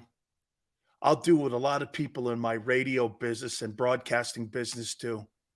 I've got to set myself up for my next job, so I've got to lie and put a good face on so that I really care about my next job. So I've got to look professional, and I've got to take the emotion out of it and not just being a tool bag. I've got to make sure that I look good for my next job. So what I do is, I'm going to walk right down on the field, and I'm going to march right over across the field, and I'm going to shake Sean Payton's hands and go, hey, man, how you doing, coach? Hey, you know what? It's all right, coach. I know, just in the heat of everything. Yeah, all good. And then you walk back, and you're underneath your breath going, F that guy. Whatever, man. That guy's a piece of shit. And you have to keep that in your own self because you can't put it out there publicly because your next employer is going to look at that and go, well, you don't want that happening when we fire him. So you got to lie.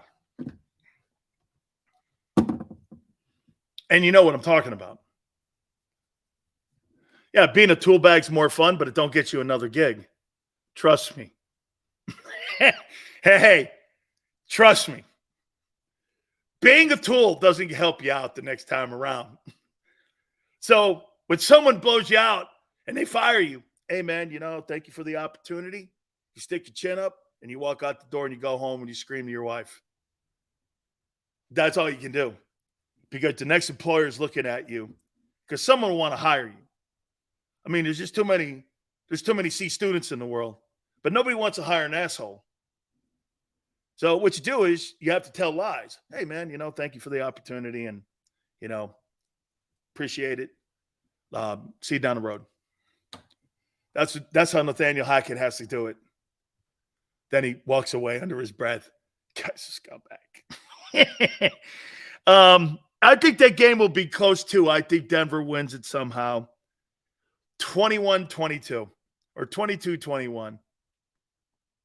Still speaking from experience, Joseph is trying to be funny here, but unfortunately, he's telling the truth more than you know. Joseph, you couldn't be more right. Okay? Yes, sir.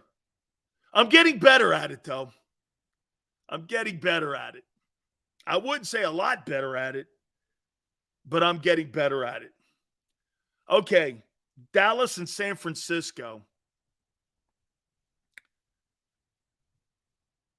You know, I never gave you a score on that 49er and Dallas game. The tone? No, just the Eagles and Rams. What do you got for that Niner game? Cowboys, Niners.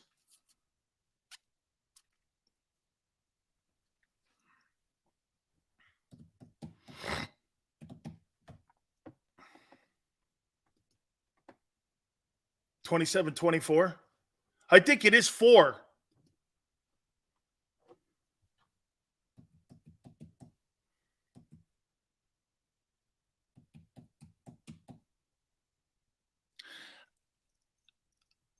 You guys are going to go crazy.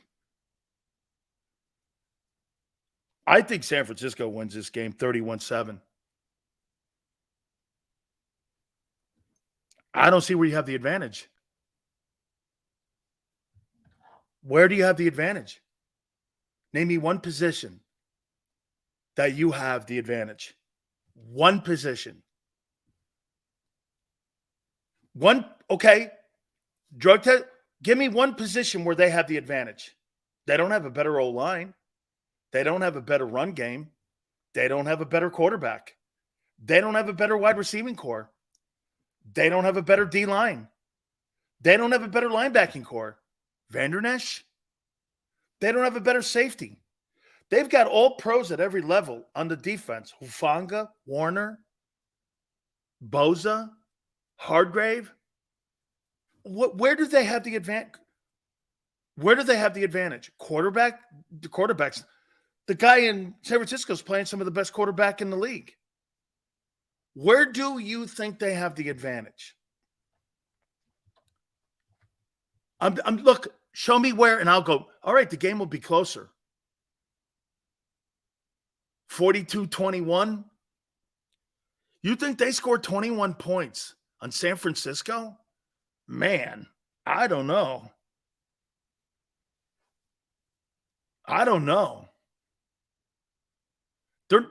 You think Tony Pollard's a better running back than Christian McCaffrey? Well, you'd be the only guy in here saying that. He's not a better back. He's playing MVP football. Tony Pollard's not in the conversation for MVP. McCaffrey is one of the leading candidates to win the MVP. Garbage time? They're going to have to throw because they're going to be behind. Okay, Mateo thinks that, get this, Mateo thinks Tony Pollard, who was a backup, and this year is the first year he's a starter, okay, is better than McCaffrey.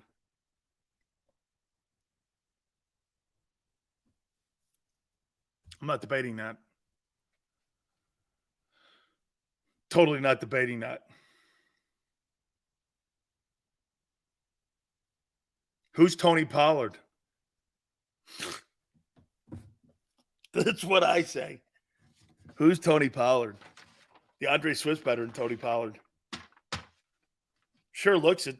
Tony Pollard and DeAndre Swift, if you want to say it, they kind of look like the same guy. I actually think Swift's more elusive. You give Dallas credit for what? Getting destroyed by Arizona? Getting destroyed by Arizona? No. Swift is closer to McCaffrey because McCaffrey's the highest paid running back in the league. Your guy makes like kicker's money. Swift makes like 1.5. This guy makes $16 million. Yeah. So it's the other way around, guy. McCaffrey gets the biggest paycheck. And when you win, always remember this when you're talking about a football player. Who wears the money belt? People used to say this to me all the time about Floyd Mayweather.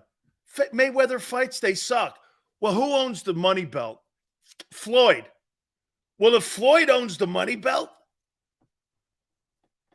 Floyd's the champ. Okay? Broncos still owe Gregory $10 million.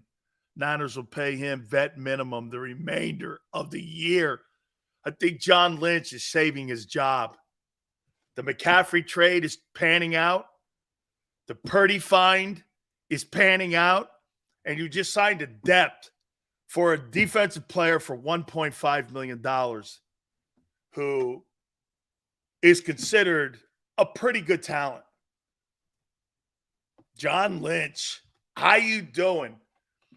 Philly Godfather, baby. I can't wait to hear him. It's coming up in the final hour of the program. Hit the like button. Keep it here on the National Football Show.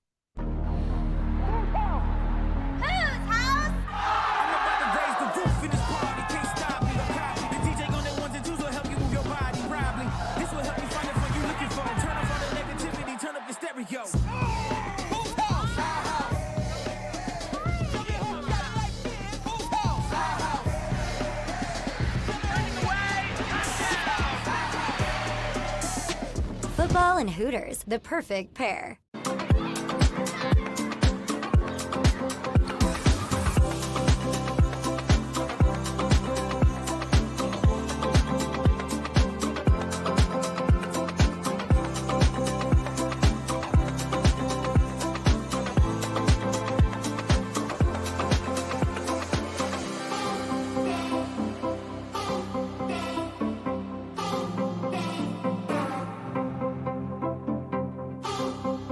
If you own a company and you're not producing a podcast, you're missing out. The public consumes messaging when they're ready. Join the professional podcast network of companies and let JAKIB Media Partners put you in the podcast arena. Come to our professional studio or we'll come to your place of business and professionally produce your company podcast. Call JAKIB Media right now at 267-261-3428. 267-261-3428.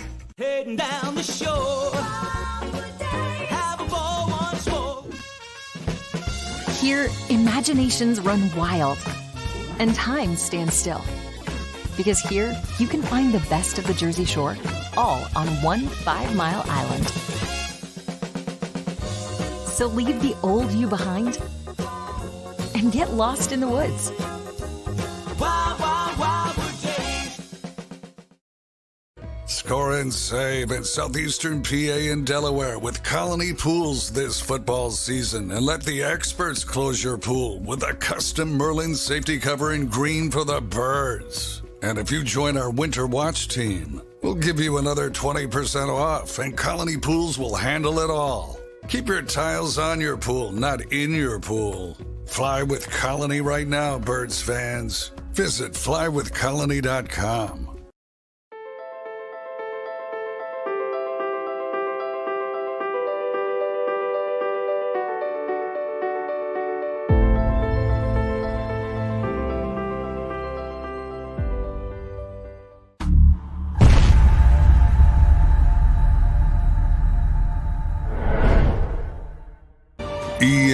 EAGLES, Eagles.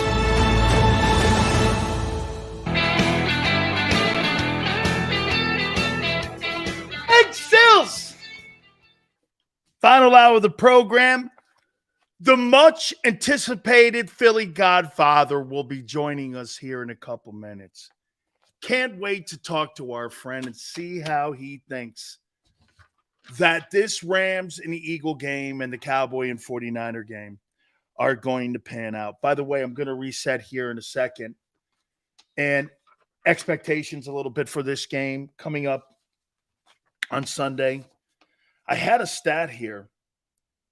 Oh, one more time on this. Okay? Oh, Philly Godfather. Turdy Purdy ever going to hold out? What a steal. Well, here, let's do this.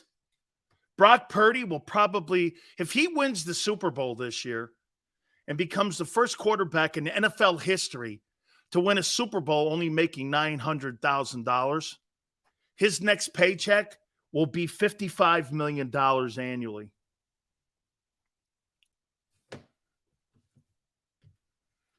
$55 million annually for the last pick in the draft. Just to shows you this.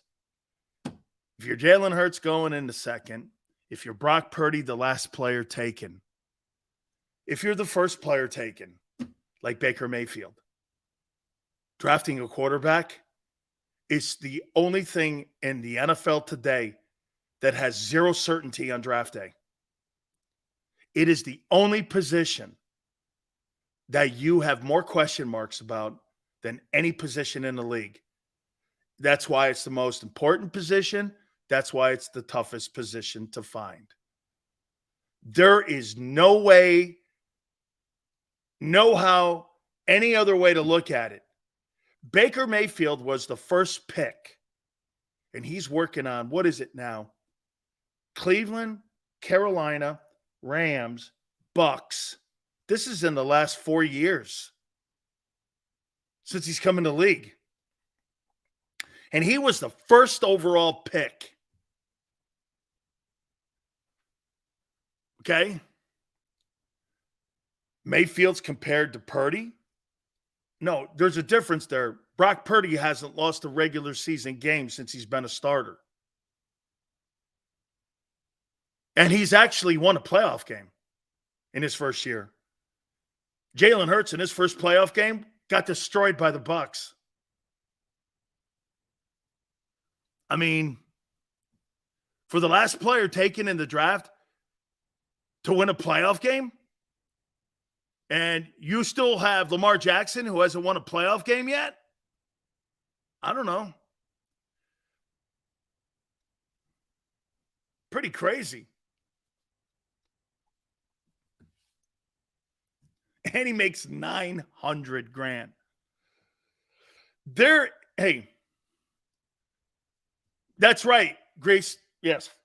First pick, last pick. Does it matter? It doesn't matter.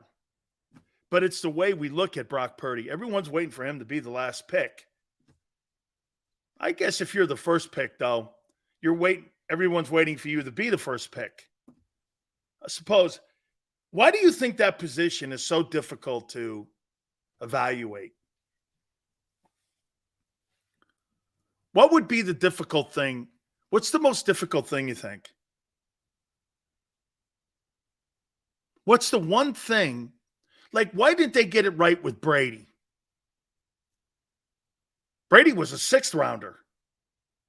Why didn't they get it right with Brady? What was the one thing that they didn't get right with Brady? Or whom else? Montana, 3rd round. Russell Wilson. Jalen, 2nd round. He was never drafted in Philly to be your starter. He was drafted to be a backup. Jalen Hurts was never drafted to be a frontline dude. Swift, last 17 games, 8 to 10 million up front. Well, he's out of Philly then. All great quarterbacks were smart reading defenses. I would say this, Hollywood, all smart quarterbacks. Really? I think all those great quarterbacks went to great coaches. How many places do you look at where you think, let's take a look at some of the coaches that some of the greatest players in the history of the league went to. Okay? John Elway. Well, Shanahan's a Hall of Fame quarterback, and you can make an argument that so is Dan Reeves. Montana. Well, he had Bill Walsh, Hall of Fame. Terry Bradshaw, use him. Hall of Fame. Chuck Noll. Staubach. Landry, Hall of Fame. Brady. Belichick, Hall of Fame. Dungy. Manning, Hall of Fame. Do you see the trends here? Almost every single one of these superstar quarterbacks and quarterbacks that we revere in the game all had a Hall of Fame quarterback, or all had a Hall of Fame coach. I think it matters where you go. Okay?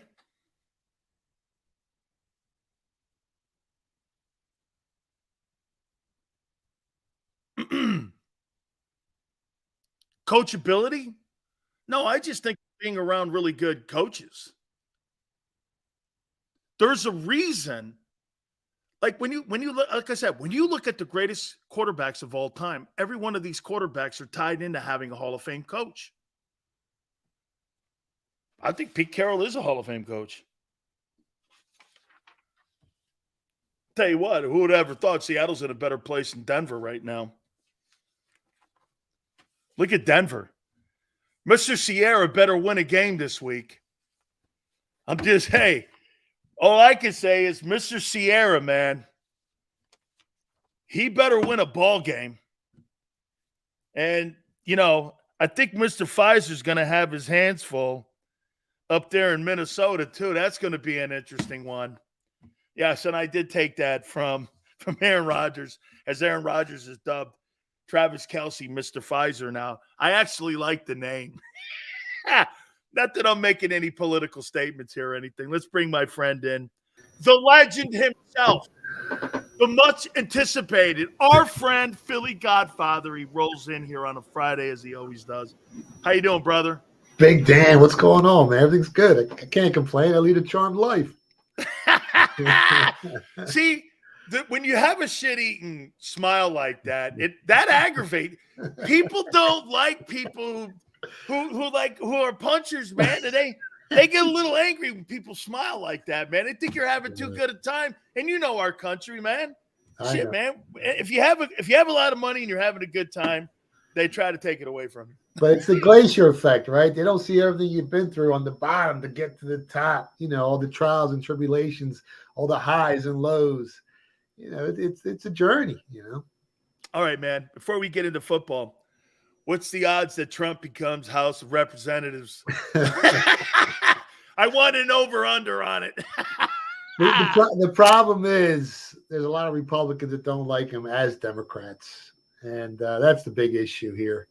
I don't think it happens. I would bet the no, whatever the number is.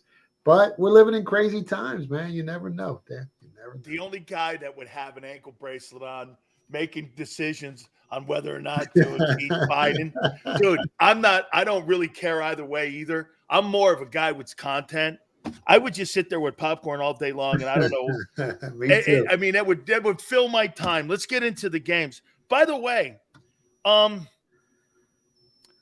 is it a two-team race now in the NFC East after what you've seen with the first month of the season with Washington and New York, the way they're playing? Oh, in the NFC East, yeah. Yeah. I mean, the Giants are so bad that I wouldn't bet on that team with counterfeit money. Like, that's how bad that team is. They're hard. They got major issues. Last year, the ball bounced the right way for them. Everyone thought Dable was a genius. This year, nothing's going right. The Commanders, you saw them last night. I actually was on the Bears last night, +6, and on the money line after losing 14 straight. This Commanders team, they have some issues. The fact that Riverboat Ron isn't a gambler no more, and he didn't go for that 2-point conversion against the Birds, and he chose to tie it up and give the Eagles the ball. That you got to wash your hands with that team, you know. So you think that Magic Johnson, get this, so a minority stakeholder in a football team's got a megahorn, and he's barking that he didn't think the team played hard. To me, that sounds like a guy that really has the big bag of money going, hey, once you send that out there, that Eric Bieniemy in a couple of weeks here is going to take the reins, and he's going to be the permanent head coach, and they're going to go forward with that because, dude, have you ever heard a minority stakeholder in a team saying, I think my team had no heart? No. I mean, they played hard. They came back. But they can't stop a nosebleed on defense. That defensive pass rush is strong, but the rest of that defense is just bad. All right, let's get to the games here on Sunday. Jags at Buffalo. Buffalo's playing some really good ball. Jags have been kind of a disappointment the first month of the season. What do you see here? I mean, the Jags have been out there for a couple of weeks. They're going over to London. I think the Bills are jumping on the plane tonight, so that plays a role. The line got as high as -6, and I actually took the Jags +6 here. There's some sharp money on the Jags as well. The only thing that worries me a little bit is it's kind of a sandwich spot for the Jags. I think they play the Colts the following week, divisional game. But last time I checked, I talked to guys out in Vegas and Costa Rica and Atlantic City, the bookmakers, and as of right now, 90% of the action's on Buffalo after beating down Miami like they did the previous week. So the betting public's going to be all over them. I wouldn't be surprised if this is a real close game. And I see the Bills winning, but maybe by a field goal or 4 or 5 points. How about this? Godfather, do you think those London games are weird? Yeah. And how because of the travel and all that, you just don't know how a team travels and which team's going to show up sharp and which team doesn't? It just seems like a weird game always. Yeah, it is. It's so hard to quantify what goes on with all that travel.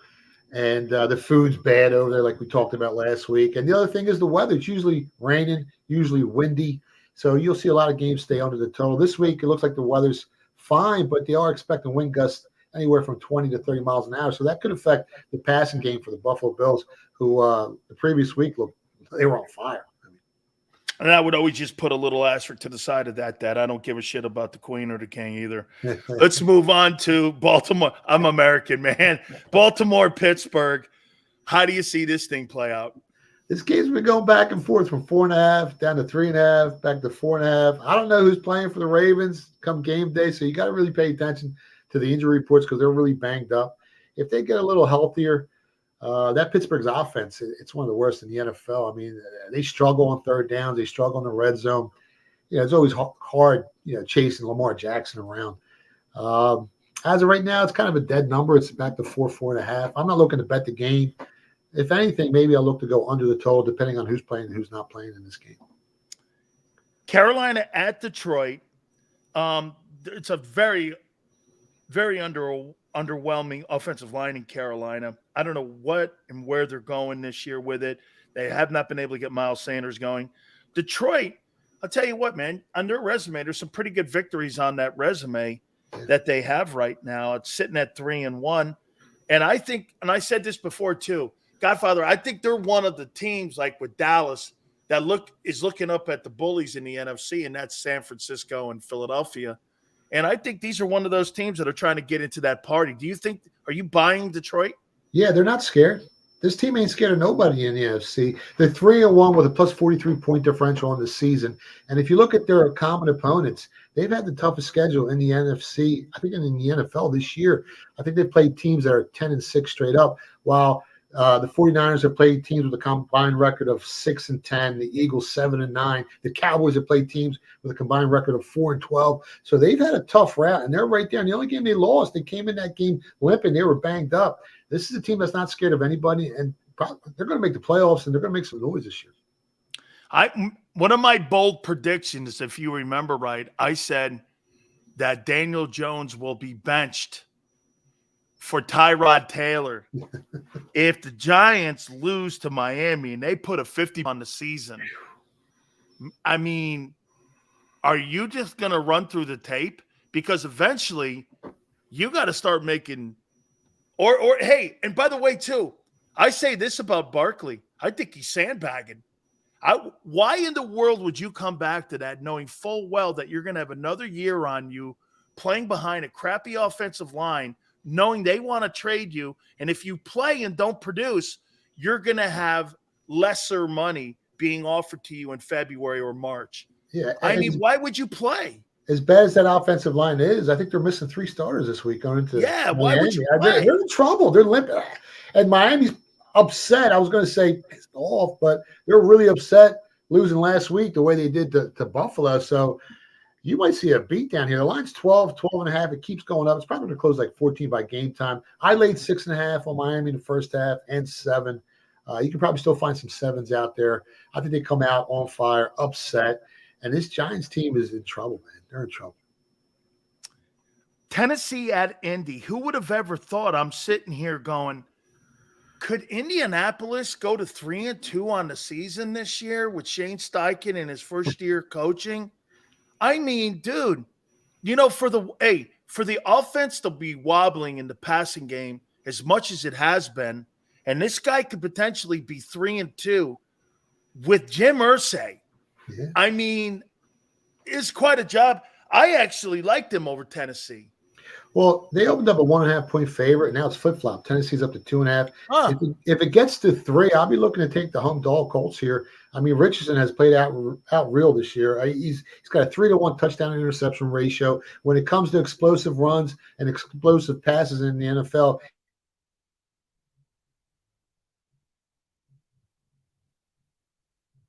and Tennessee has one of the worst pass defenses in the league. I think they're ranked like 29th in opponent yards per pass attempt.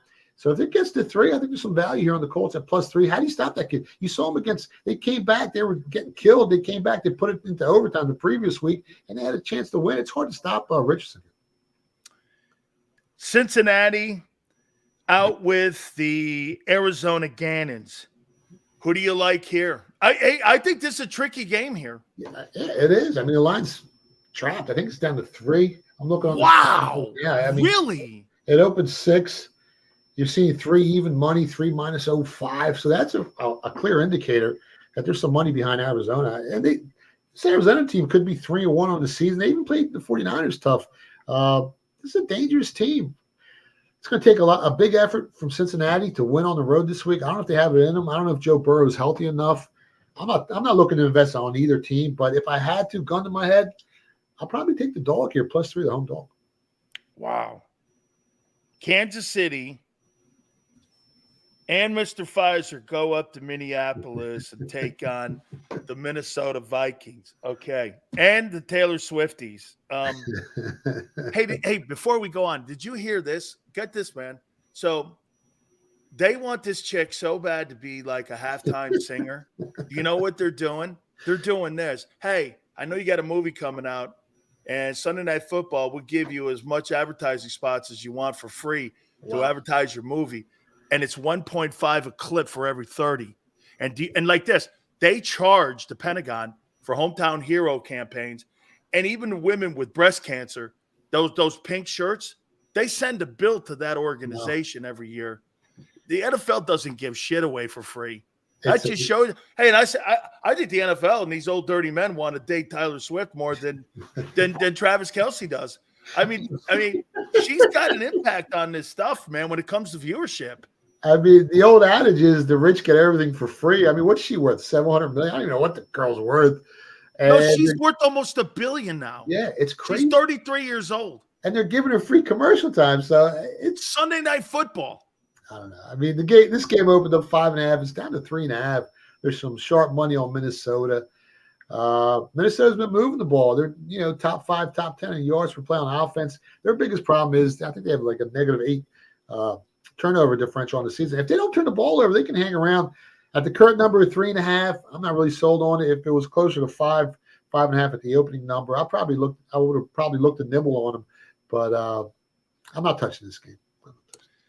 Okay, look, it's the Revenge Bowl here, and it's the New York Jets versus Mr. Sierra and the Denver Broncos.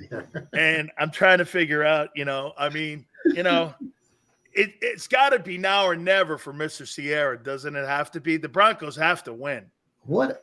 I mean, man, my father growing up, he used to tell me the 3 most dangerous things on the planet are water, fire, and women. And it looks like it's true when it comes to Russell Wilson. Ever since he, got with her, it seems like everything's going downhill. He fell off a cliff. The team. He's a movie star now. Yeah, he's a prima donna. I don't think his team likes him, to tell you the truth. I mean, you're hearing whispers and rumors about the locker room of not liking Russell Wilson. I don't know. The Jets with that defense on the road, I'd like to take 3 on them. I think they can beat Denver. See, and you hear Marshawn Lynch. So this is all you need to know. So you needed the number for Mr. Sierra to ask him something and start talking to Russell Wilson. And so he goes, yeah. So Russell got wind that he wanted to talk.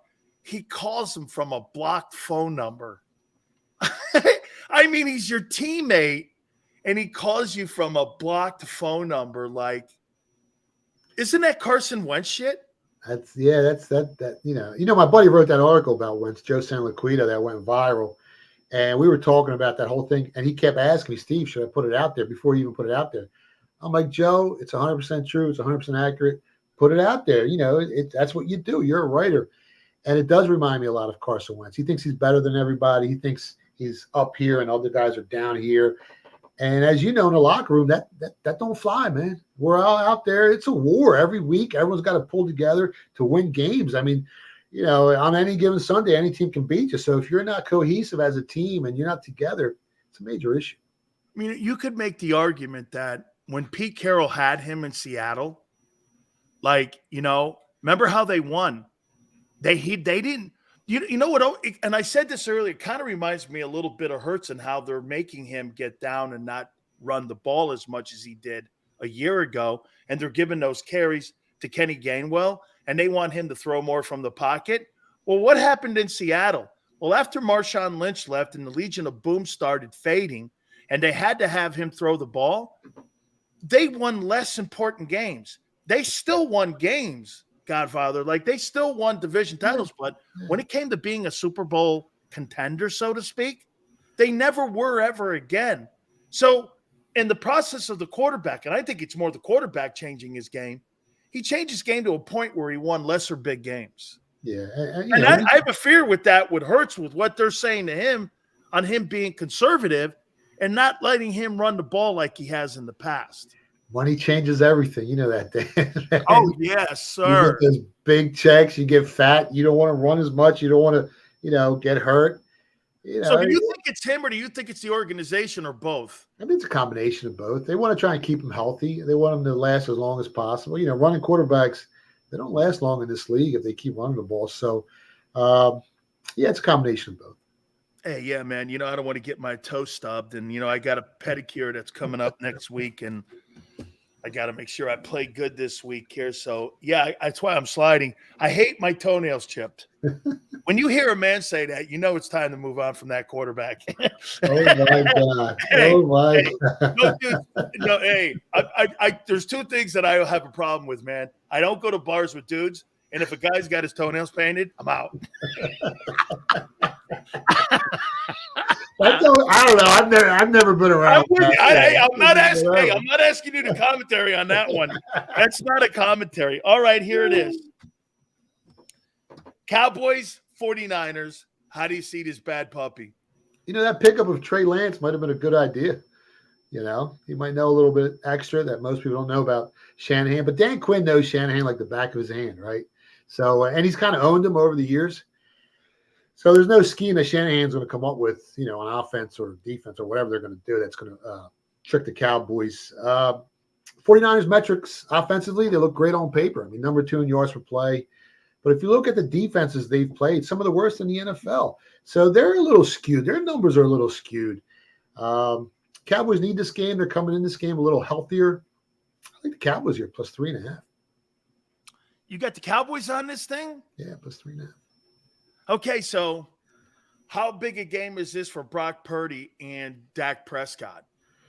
It's big, and this is the toughest defense Purdy's going to play all season. Like I said, they played a bunch of bad defenses, and he's looked pretty good.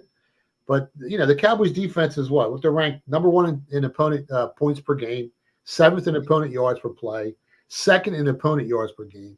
This is the toughest, and they are a little banged up, but they're still pretty strong. So we're going to know after this game how good Brock Purdy really is. And if the 49ers are the beast of the NFC, put it that way. Do you agree that this is Dak Prescott's biggest game of his career? To this point. I think that'll come into playoffs this year, but he can't suffer any more brain cramps like he did against Arizona, throwing picks in the triple coverage. I mean, if you see him out there and he's, he's not playing at an optimum level, moving forward, that Cowboys organization is going to have to come to the realization that maybe he can't get you there. But I think he has a big game here. Did you give us a score in the Rams game? I kind of like the Rams a little bit. You got a Super Bowl winning coach, Super Bowl winning quarterback. You got an Eagles pass defense that's ranked 16th or 17th in opponent yards. No. Pass defense is 27th. No, in opponent yards per pass attempt. Okay. Not overall. Okay. Yeah, I look at some different metrics. Okay. That are a little bit of a clearer indicator for me than the vanilla ones out there. But you got a team that can move the ball. You got a defense that's pretty strong. I took plus 5.5 on the Rams. Look ahead line was Eagles -5. It went up to as high as -6.5, and now it's back down to 4, probably close 3.5 by game time. This is probably the best team the Eagles have faced this season. If they impose their will with that offensive line again, well then, the Eagles do what they got to do to win. But I think it's going to be a close game. I think it's a field goal game. Here's what I said about the metrics in this game. You got the second best passing attack in the NFL in the Rams. This will be the best quarterback you've played since the Super Bowl. Your secondary is one of maybe the 5th worst in the league. Yeah. And you're going against now Kupp is also being active. Yeah. And he's being activated, which gives him another option, which means that now you're going to have your defensive front, and you don't have Fletcher Cox in there now pushing the pocket as a rotation piece. And how about this one? With all that to say, then you got Opeta, who's got to line up against Aaron Donald, who's a backup. So now we're talking about 2 different dynamics in a game going in.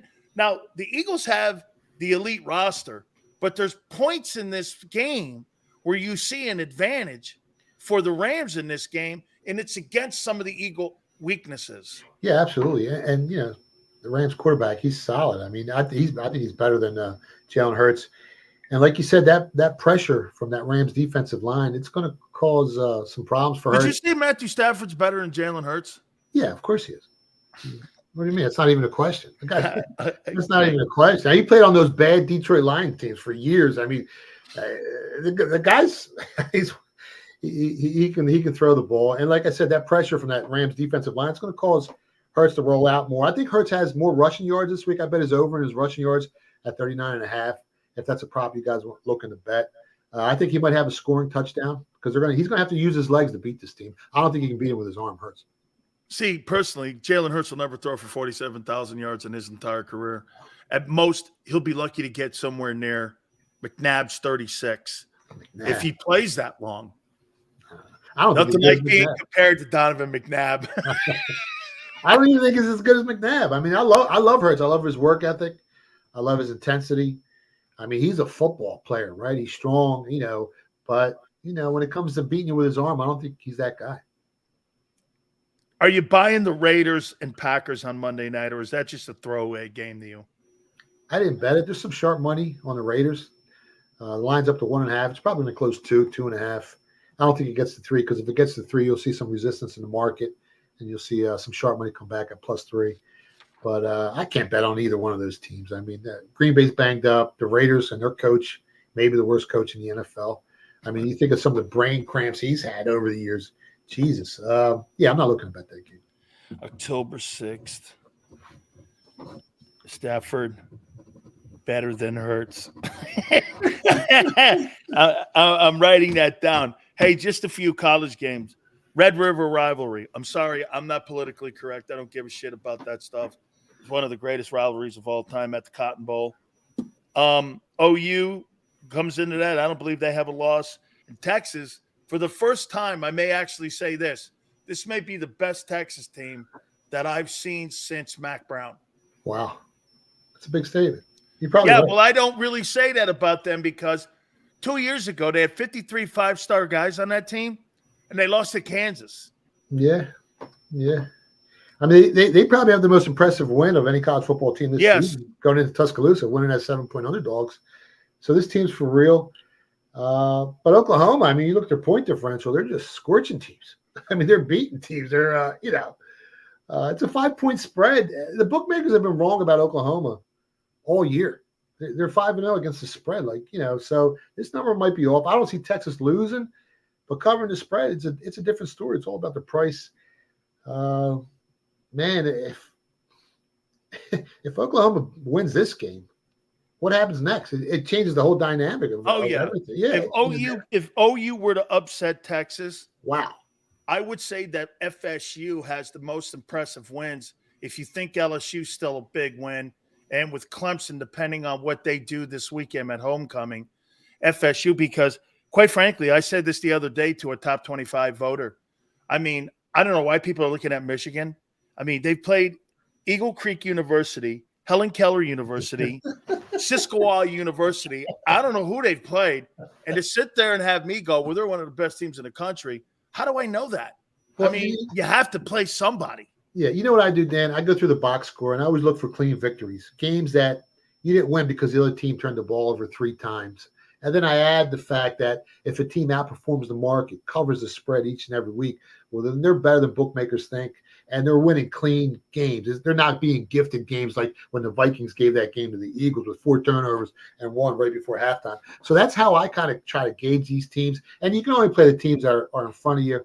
The test for Michigan obviously is going to be at Happy Valley when they play Penn State and then Ohio State. I don't think Ohio State's as good as they were expected to be. Penn State might be a little better. So they're going to have an easier path to get to the college football playoff. I took Michigan at the beginning of the year. Now I don't bet on teams. I bet on price. I got 9-1 on that team.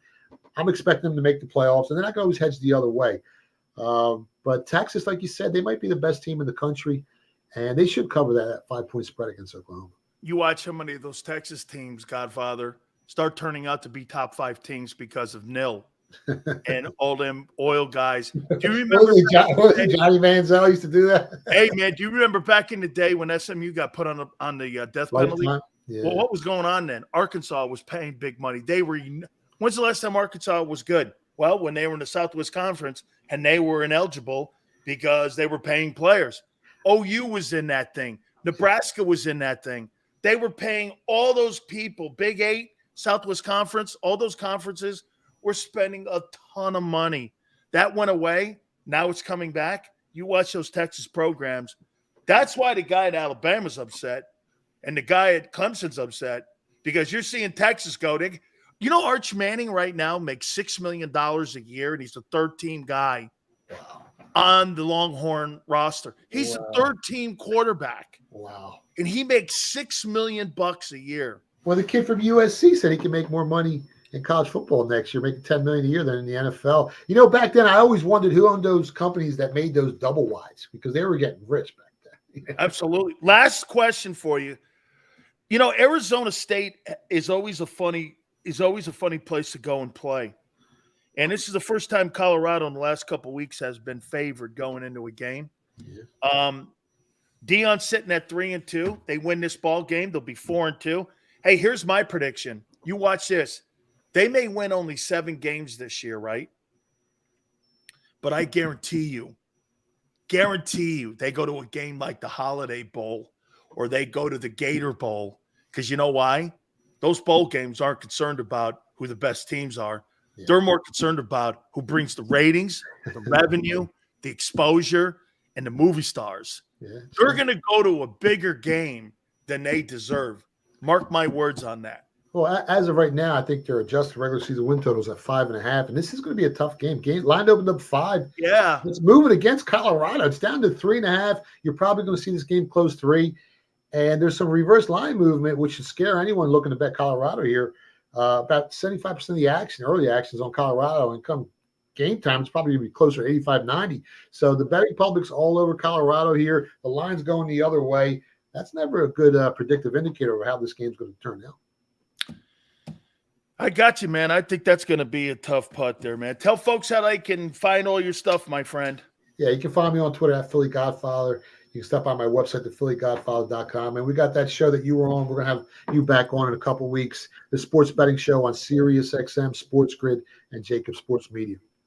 Never bet on Mr. Sierra or Mr. Pfizer. just throwing that out. Hey, have a great one, brother. We'll see you next Friday. You too. Got it, man. That's our good friend, the Philly Godfather. Hit the like button. Keep it here on the National Football Show.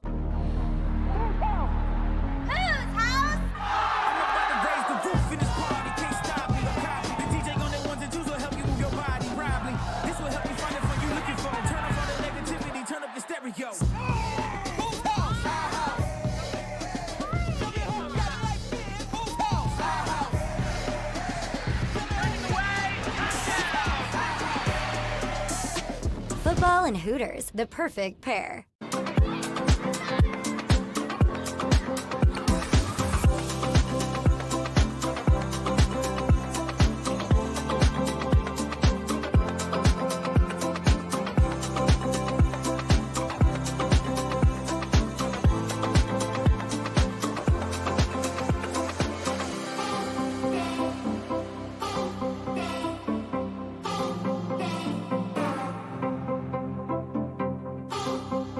If you own a company and you're not producing a podcast, you're missing out. The public consumes messaging when they're ready. Join the professional podcast network of companies and let JAKIB Media Partners put you in the podcast arena. Come to our professional studio or we'll come to your place of business and professionally produce your company podcast. Call JAKIB Media right now at 267-261-3428. 267-261-3428. Heading down the shore. Have a ball once more. Here, imaginations run wild and time stands still. Because here, you can find the best of the Jersey Shore, all on one 5-mile island. So leave the old you behind and get lost in the woods. Wild, wild, wild days. Score and save in southeastern PA and Delaware with Colony Pools this football season, and let the experts close your pool with a custom Merlin safety cover in green for the birds. And if you join our Winter Watch team, we'll give you another 20% off, and Colony Pools will handle it all. Keep your tiles on your pool, not in your pool. Fly with Colony right now, Birds fans. Visit flywithcolony.com.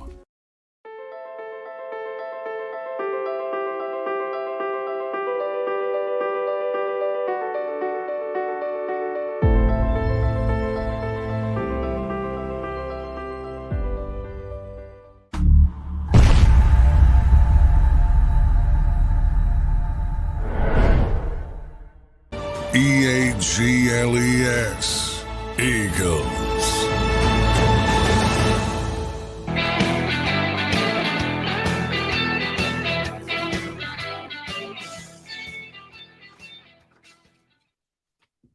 $30-26.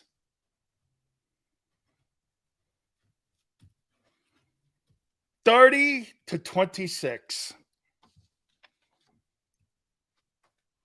That's how Big Sil sees this bad puppy here. Yeah. Okay. Sills, you should bring the real Philly. He is the real Philly Godfather. Are you kidding me? He is. Plus, he's putting me in a movie. Go who? I've never heard of the Knowles. As a matter of fact, you make sure you tell your little Knoll friends, Big Sills owns you. Never lost a game to those stiffs in Tallahassee. It's all good. One day you'll grow up and you'll have a legacy like we did. It's okay. You see, at the end of the day, FSU will always be our bitch. It's just plain and simple. We have a winning record versus Florida and FSU. It's just what it is. Hate to be that guy, but I actually enjoy being that guy. Yeah. He sounds more confident with the Cowgirls than he does the Eagles. Okay. Twiz, Miami hasn't been the U for years, but always remember something, Twiz. I'd rather be than never been. And I really love how programs that are in your area, like Temple, who they playing this week? Let me guess. What's that junior college that Joe Biden graduated from? That night school thing. Delaware Community Norwalk College. What's that place he went to? Is that who Temple's playing this week? Delaware Community College. Yeah, it's a night game. No, it can't be a night game because night classes get in the way. Does Temple still play football? Oh, wait, we played them. Oh, yeah, that's right. We played them. You guys had us at the link. I was very, very happy to see that Temple played Miami at the link. Okay? Yes, sir. Ain't you a Gator fan? No, that's probably why my rub with Howie goes deeper, is because he's a scumbag. I mean, he's a Gator. And so maybe there's a little bit of that he has. I don't know what it is. And maybe that's it. When it comes to your GM, he's got Gator blood in him. How could I like him? There's absolutely no chance in hell of me liking your general manager. I have to say I like his moves. But to sit here and go that, hey, man, I like your GM. That ain't going to happen. That ain't going to happen. Hey, college football. Hey, Zeus, I get it. Talking college football in Philadelphia is like talking MLS. Okay? I don't even know when the MLS season starts. Okay? I have no idea when it starts. Okay. Finally here. 30-26. Your coaching staff keeps it close. You can always count on the Philly coaching staff and that Eagle coaching staff to keep the game close. Tone's got, let me go back. Tone's score was, I think I saw 30-20, I think I saw 30-24, 36-33. 36, so Tone's got 36-33. I have 30-26. Tone's actually got a closer game. About to be 22-1. Yes, sir, you are. Keep printing those shirts up, son. 38-35. Seal's going to go on a fishing trip with Maniac after the show. I would like to do that. That'd be a lot of fun, dude. Eagles 35-21. Could be. Could be. 30-24 Rams. Wow. And an upset. Boy, that would – hey, what happens if Dallas wins and the Rams win? All bets are off in the NFC then. right? All bets are off. Should be a great weekend. Should be a fantastic Monday. We're going to announce our winners on Monday, too, for our Hooters gift certificate giveaways. Be prepared for that. Your last chance before we go off the air. The code word, email us. Put all your information in there. All you have to do is get in line, and potentially you could be one of those winners on a football Monday. Great football on Saturday. Great football on Sunday. We'll be with you Monday, 2 to 6. Have a great weekend, and we shall see you. By the way, Xander, Big Joe, thank you very much for a great week. Tone, thank you very much for a great week. I know you're struggling a little bit right now with your internet, so thank you very much. We'll get back with you on Monday, and we'll see you on the flip side.